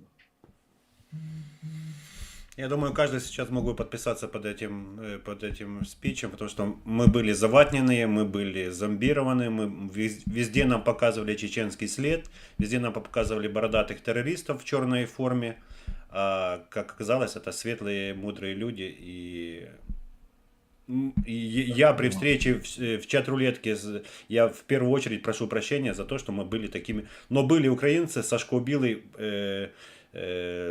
Світла йому пам'ять. Тополя, которые, несмотря на то, что сейчас как бы это их в упрек, что пошли воевать. Конечно, они пошли воевать, они пошли воевать за свободный народ. Все исковеркано. Я прошу прощения, Анатолий Иванович, вам на завершение слово. Да, я сейчас хочу маленький такой пример принести, что личное горе, например, зацепило мою здесь соседку, Царство Небесное, она недавно вот от ковида как раз умерла. Я хотел об этом раньше немножко сказать. Молодой парень, Сергей, я его хорошо знал еще, служил и остался в Краснодаре. Просто там остался, познакомился с девчушкой, служил и остался в Краснодаре, пошел учиться там же в военное училище. И буквально еще, будучи молодым пацаном, его туда направили прямо в Первую Чеченскую войну. И через 2-3 дня он словил грудь на вылет, снаряд какой-то малокалиберный на вылет, и все. И баба Рая, как она плакала, как она завывала. Зачем? Вот это я хорошо помню. Зачем? Что он там забыл? Что он был бы, мол, в Беларуси? Зачем? Это не его война. Что он забыл? Что он туда попер? Она же прекрасно понимала, что это сделала российская власть. Просто она послала на убиение не только чеченского народа, но и своих же пацанов, которые молодые, ничего не понимают. Я всегда задавался сущностью, думаю, этих россиянцев самих, российцев, нас Россия, кажется, Россия. Задавался сущностью. Сколько вы зла принесли соседям? Сколько сотни лет вы постоянно приносите зло? И ни разу не задавались вопросом, почему вас так ненавидят соседи? Почему вас все люди, которые окружают, ненавидят? Почему, а вы их ненавидите? Потому что верите тому, то есть своему правительству, своим царям, своим правителям, диктаторам, что все хотят вас завоевать. Все хотят напасть на Россию, забрать и все. А вы так ожесточенно защищаетесь и готовы убивать всех, кто только, не дай бог, сунется в Россию. Но скажите, кто туда сунется? Никто ни разу не сунулся в ту Россию. Я не говорю про Гитлера там или еще какие-то там эти самые. Но, например, в современное время, пускай даже после Второй мировой войны, никто же нет. А они постоянно, им угроза, их хотят захватить. Вот этот чушь, бред у каждого российца сейчас в голове. И сколько вел стримы, сколько говорю сейчас, даже такие вот встречи именно в Google картах в последнее время походил. Точно те же самые комментарии. Все их хотят захватить, все хотят забрать их территории. Я говорю, зачем? Кому вы нужны? Если бы хотели, давно бы вас забрали и победили. И вот им это не вдолбить никак. И они будут постоянно приносить это горе, будут развязывать опять войны. Им не доходит, что, оказывается, мы защищаем своих русских. Мол, в Крыму взяли, отжали Крым. Мы забираем свои территории, потому что они наши. Донбасс наш, кругом, все кругом ваш. Беларусь, оказывается, ваш. Казахстан, оказывается, ваш. Куда ни глянь, все ваш. Сирия Что? даже их. Да, Сирия ваш. Вы кругом лезете, кругом вы навязываете свои имперские, вот, то есть это шовинистические, вот я не знаю даже как выразиться, вот эта гадость, которая сползается. И это же сами они это и делают. Они этим живут. Они постоянно, как они, не могут они жить нормально по-человечески. Вот я хотел всегда это понять, сущность. Пытаешься им как-то донести, а встречаешь только агрессию, непонимание, глухую стену. И все. И тут же пошли обзывы. Я думаю, неужели народ этот мудрый, умный, грамотный? И я пришел к выводу, нет, наоборот, не умный, не мутный, не грамотный, никакой. Это все было навязано только СМИ. Идеологией, моралью, это с десятилетиями, все это было навязано.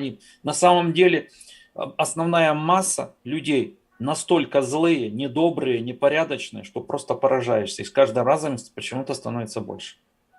Вот в чем вопрос. И я, например, никакого добра с той стороны не жду никогда. Поэтому здесь наш так называемый правитель Лукашенко лезет под Путина, прется. Главное его, конечно, удержать власть. Ему на белорусский народ глубоко начихать. Совершенно. И у него нет никакого белорусского, ничего про белорусских корней, ничего, непонятно кто. И поэтому сейчас белорусскому народу дошло и доходит очень-очень сильно. Ничего такого раньше не было. Произошла в Белоруссии, я говорил уже с лета, просто революция сознания, революция сведомости.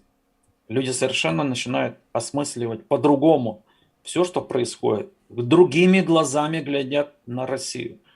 Они не ожидали, что Путин поддержит Лукашенко.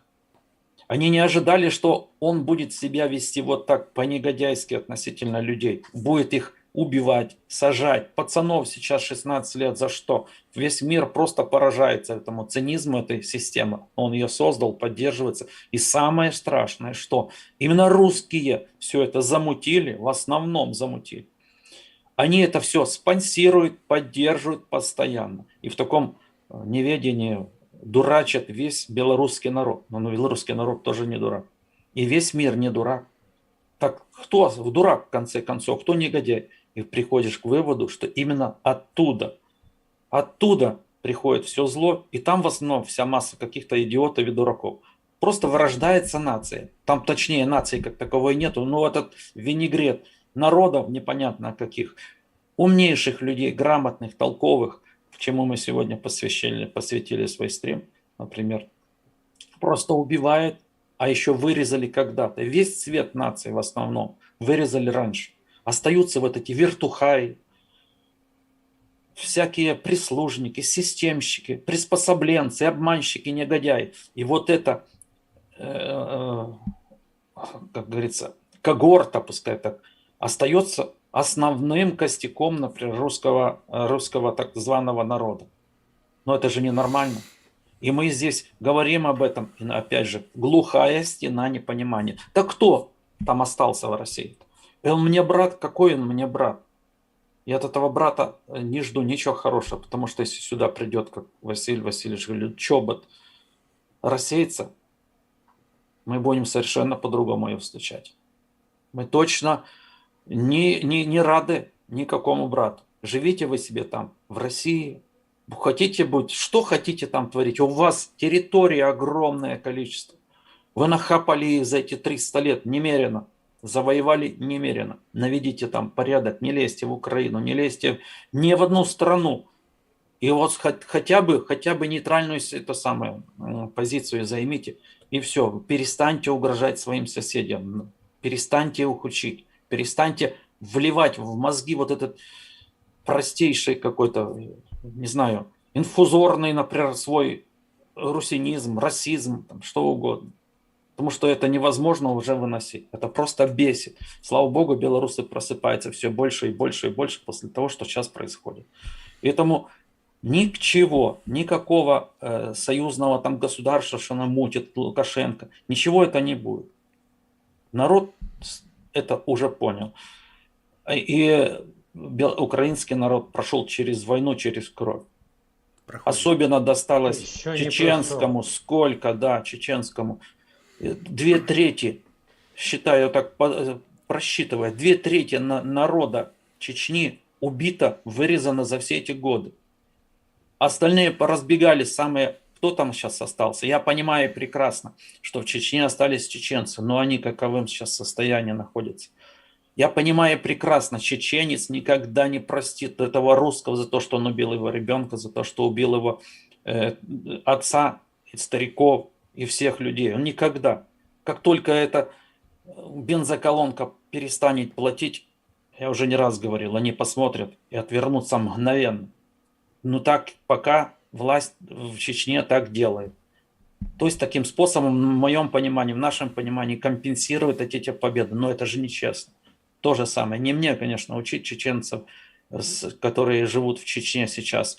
Но тоже стоит призадуматься, с кем они, со своими братьями-чеченцами, которые, вот как Арслан, Не с братьями. или с Россией, которая в непонятный момент опять же может тебе что? Ножа просто-напросто, или принести бомбы, принести смерть, горе.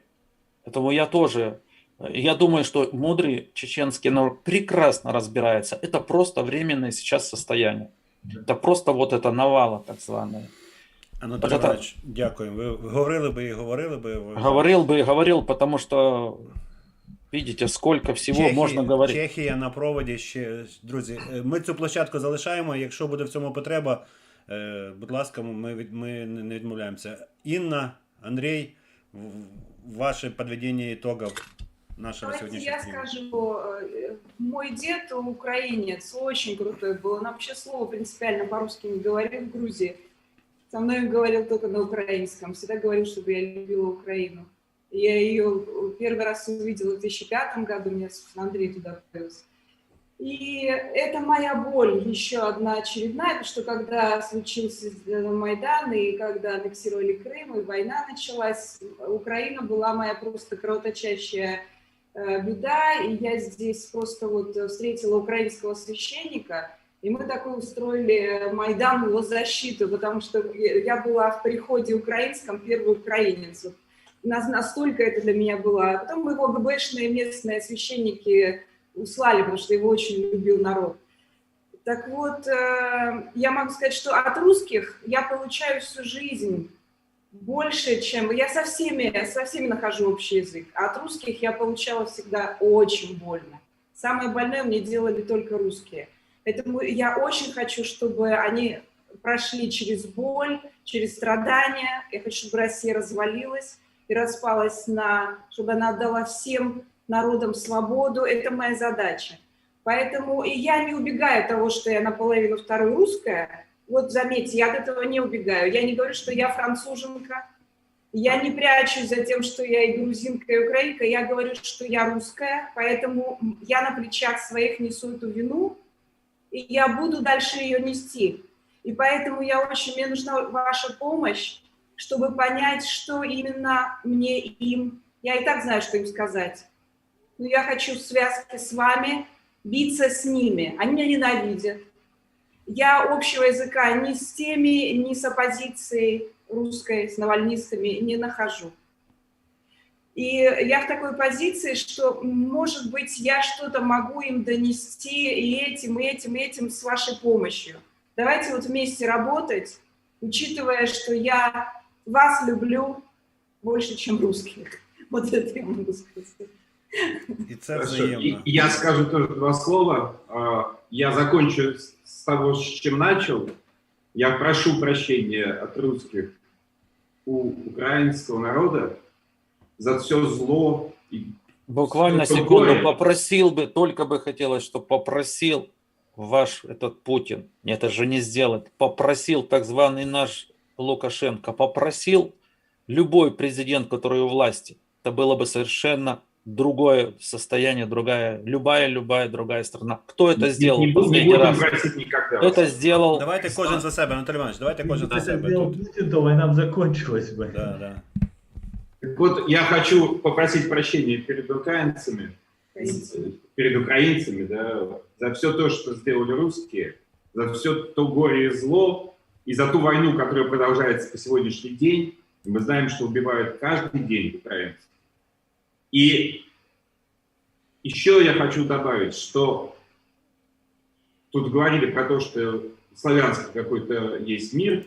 Так вот я, живя в Чехии, могу сказать совершенно точно, что Россия – это абсолютно другая планета. Никакого отношения к славянскому миру Россия не имеет. Никаких корней общих у России и Украины, и даже у Белоруссии нету. Это два совершенно разные образования.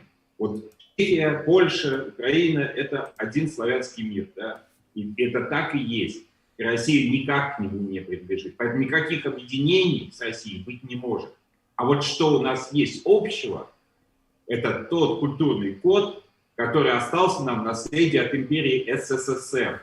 И вот, используя вот этот культурный код, наши друзья, если они хотят помочь России, тем нескольким людям, которые могут составить сопротивление этой империи, вот пользуясь этим культурным кодом, который знают все, да, и белорусы знают, и все знают культурный код, советский код, вот им, пользуясь, можно объяснить нескольким русским, что жить так, как живут сейчас в Украине, намного лучше, выгоднее и свободнее. Вот только это нужно. А никаких вот призрачных вот этих славянских единств не существует, их нету. Россия совершенно другая страна и другой народ. И все у них по-другому. Все. Дякую, Андрій. Василь Васильович. Я хочу підтримати, шановне панство Курочкиных, месседж ваш очень верный. Я еще раньше хотел, но вы меня опередили. Аслан, это если смотреть с точки зрения кавказских народов, возможно, азиатских народов, которые думают, что мы и Россия, потому что Россия все время навязывала, что мы славянские народы. Мы никак не славянские, они паразитируют на этой теме. Объясню почему. Только некоторая часть России, которая граничит на границе Украина, Беларусь, вот это такая, может быть, 200-300 километров частица, да, где этнические наши территории были когда-то, и они их завоевали. Что они сделали? А остальная часть России – это финно-угорская группа народов. Они к славянству не имеют никакого отношения вообще. Но ведь Пушкин не зря говорит, они говорят, русский язык – это язык Пушкина. Все верно, 200 лет назад Пушкин этот язык сделал и внедрил. Эти нации раньше разговаривали на своих родных языках. Но теперь они этого не помнят и не знают. История у них размыта.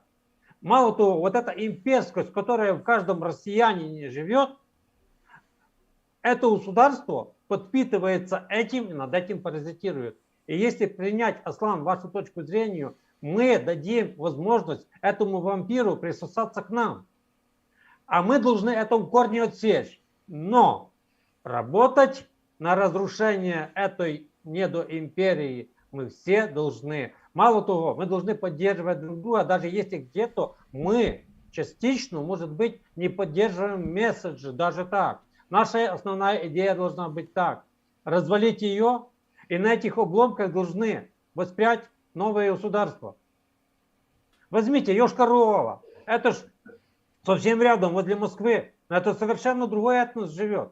И какие они русские? Они совершенно не русские. Но они, конечно, как говорил Ельцин, помню, россияне. Логически, под этим кодом он их и объединил. С точки зрения империи это правильно. Но если бы эта империя не несла на остальные страны, которые граничат, кровь, боль и все остальное, это было бы нормально. Но, к сожалению. Поэтому, ребята, як каже Олексій Гончаренко, тримаємо стрій, боремося, то поборемо, це казав Тарас Григорович Шевченко. І добро має перемогти. Дякую. Слава Україні! Дякую. Апоген должен быть уничтожен. Так, друзі, я ще слова класика скажу. Всі москалі підараси. Кохайтеся чорнобриві та не з москалями. І якщо в тебе... Звонит Саид Магомед, секундочку одну. Саид Магомед. Который сегодня говорит. Да, Саид? Послушайте. Да, Саид? Включи громкость. Ну, может быть, он не говорит. Да, дорогой. Да, Саид. Добрый вечер. Я отойду. Ну, хорошо. Спасибо. Спасибо за этот разговор. Давайте продолжим. Это очень важно. Ребята, я предлагаю, чтобы мы встречались хотя бы один раз в 2 недели, обсуждая и, может быть, закладывая фундамент под антиимперский фронт. Да. А нам с чеченцами отдельно придется бороться, потому что мы-то в одном государстве несчастья находимся. Антиимперский фронт подразумевает освобождение народов Кавказа, Поволжья и Сибири. Поэтому мы снаружи, а вы внутри И вместе Верно. мы и Тут разрушим. есть маленькая разница. Тобто дамо всі разом руському міру по мордяці, як то кажуть. Помогайся точно. Всего, всего самого Все, хорошего. дякуємо, до зв'язку. Друзі, канал Аслан Арцуєв, канал Реаліті і багато інших підканалів. Єрмек Нуримбай, правильно? На Рымбай. Наримбай, пробачте. Топ-канал, топ-блогер. Другий аксакал, топ-блогер Анатолій Сайгон, Берестя, Білорусь. Наші друзі, вже друзі назву, це Курочкиний канал, як не Прага. Прага. Друзі, якщо хтось буде розміщати це відео на своєму каналі, ми розмістимо всі посилання, всі ссылки на канали під цим відео. Канал Наша Україна Русь, пан Василь. І другий пан Василь, канал Інтерхунта. Зараз чеченська пісня і вітання від казахських модераторів чеченському народу. Це тільки буде ексклюзивно на каналі Інтерхунта. Поїхали. І все тільки починається, друзі. Перемоги вам!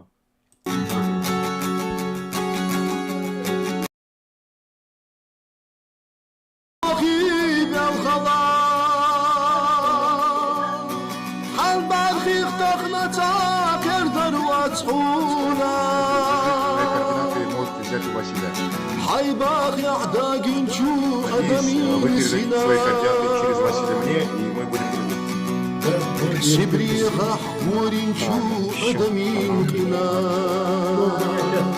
Я пошел. Доброго здоров'я, Саш. Спасибо вам. До побачення всім. Слава Богу, Михайло. До побачення.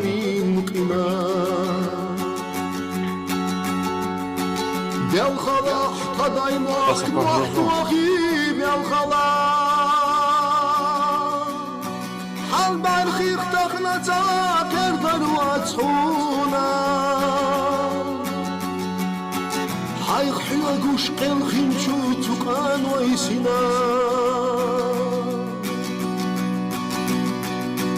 Дайма хахка шдуш ногчи чункина Хайх хюагуш келхинчу цукан вайсина Дайма хахка шдуш ногчи чункина Бял халах кадаймах кмахту агиб бял халах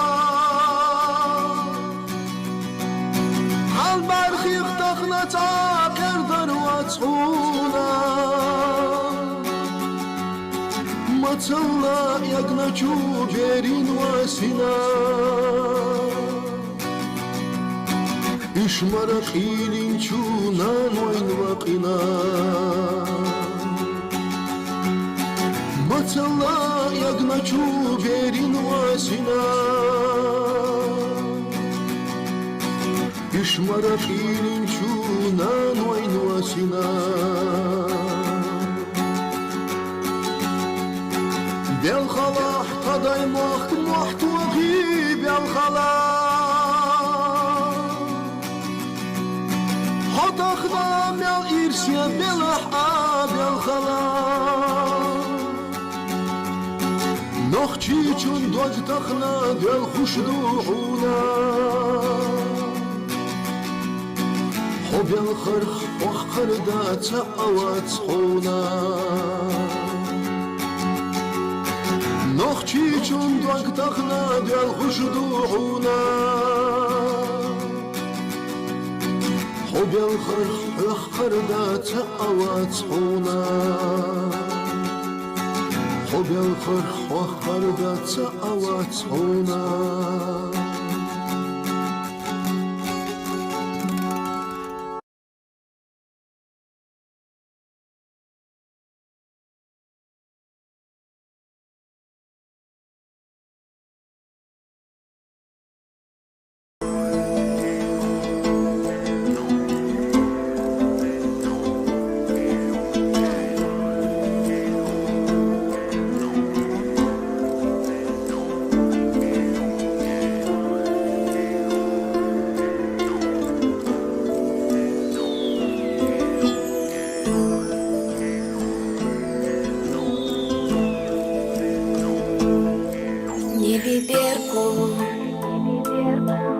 Свободная птица, в небе солнце, над степью ковыльной, и хочу я земле в пояс поклониться, той земле, на которой довелось мне родиться. И хочу я земле в пояс поклониться, той земле, на которой довелось мне родиться. Вихри времени, в черные годы, степь заснеженную гнали народы, позади унижения, боль утраты и страхи, их голодных замерзших согревали казахи и делились последней рубахой и кровом, изболевшие души лечили они мудрым словом. Мы молились Иисусу и молились Аллаху за доброе сердце степного казаха. Ты бескрайняя степь нашей Родины стала, ты щедра к своим детям, земля Казахстана. Ты давала гумыс свой целебный свет, без тебя мне не петь, без тебя мне не жить. Көктебөркі еркін құсы, көкте күн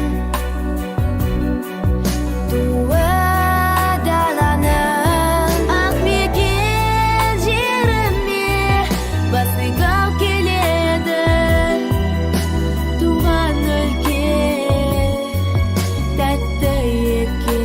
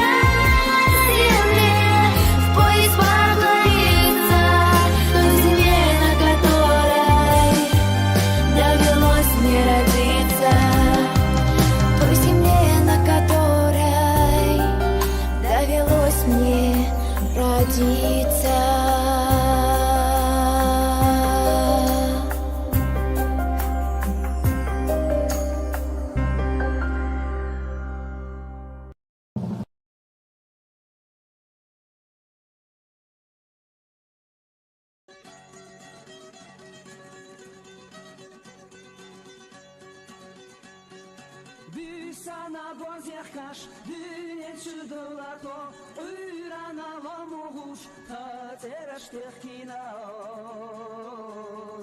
La ilaha illallah, enzani ben nashka, nalashada khina, terkhash kahdo yizo, leishato amina.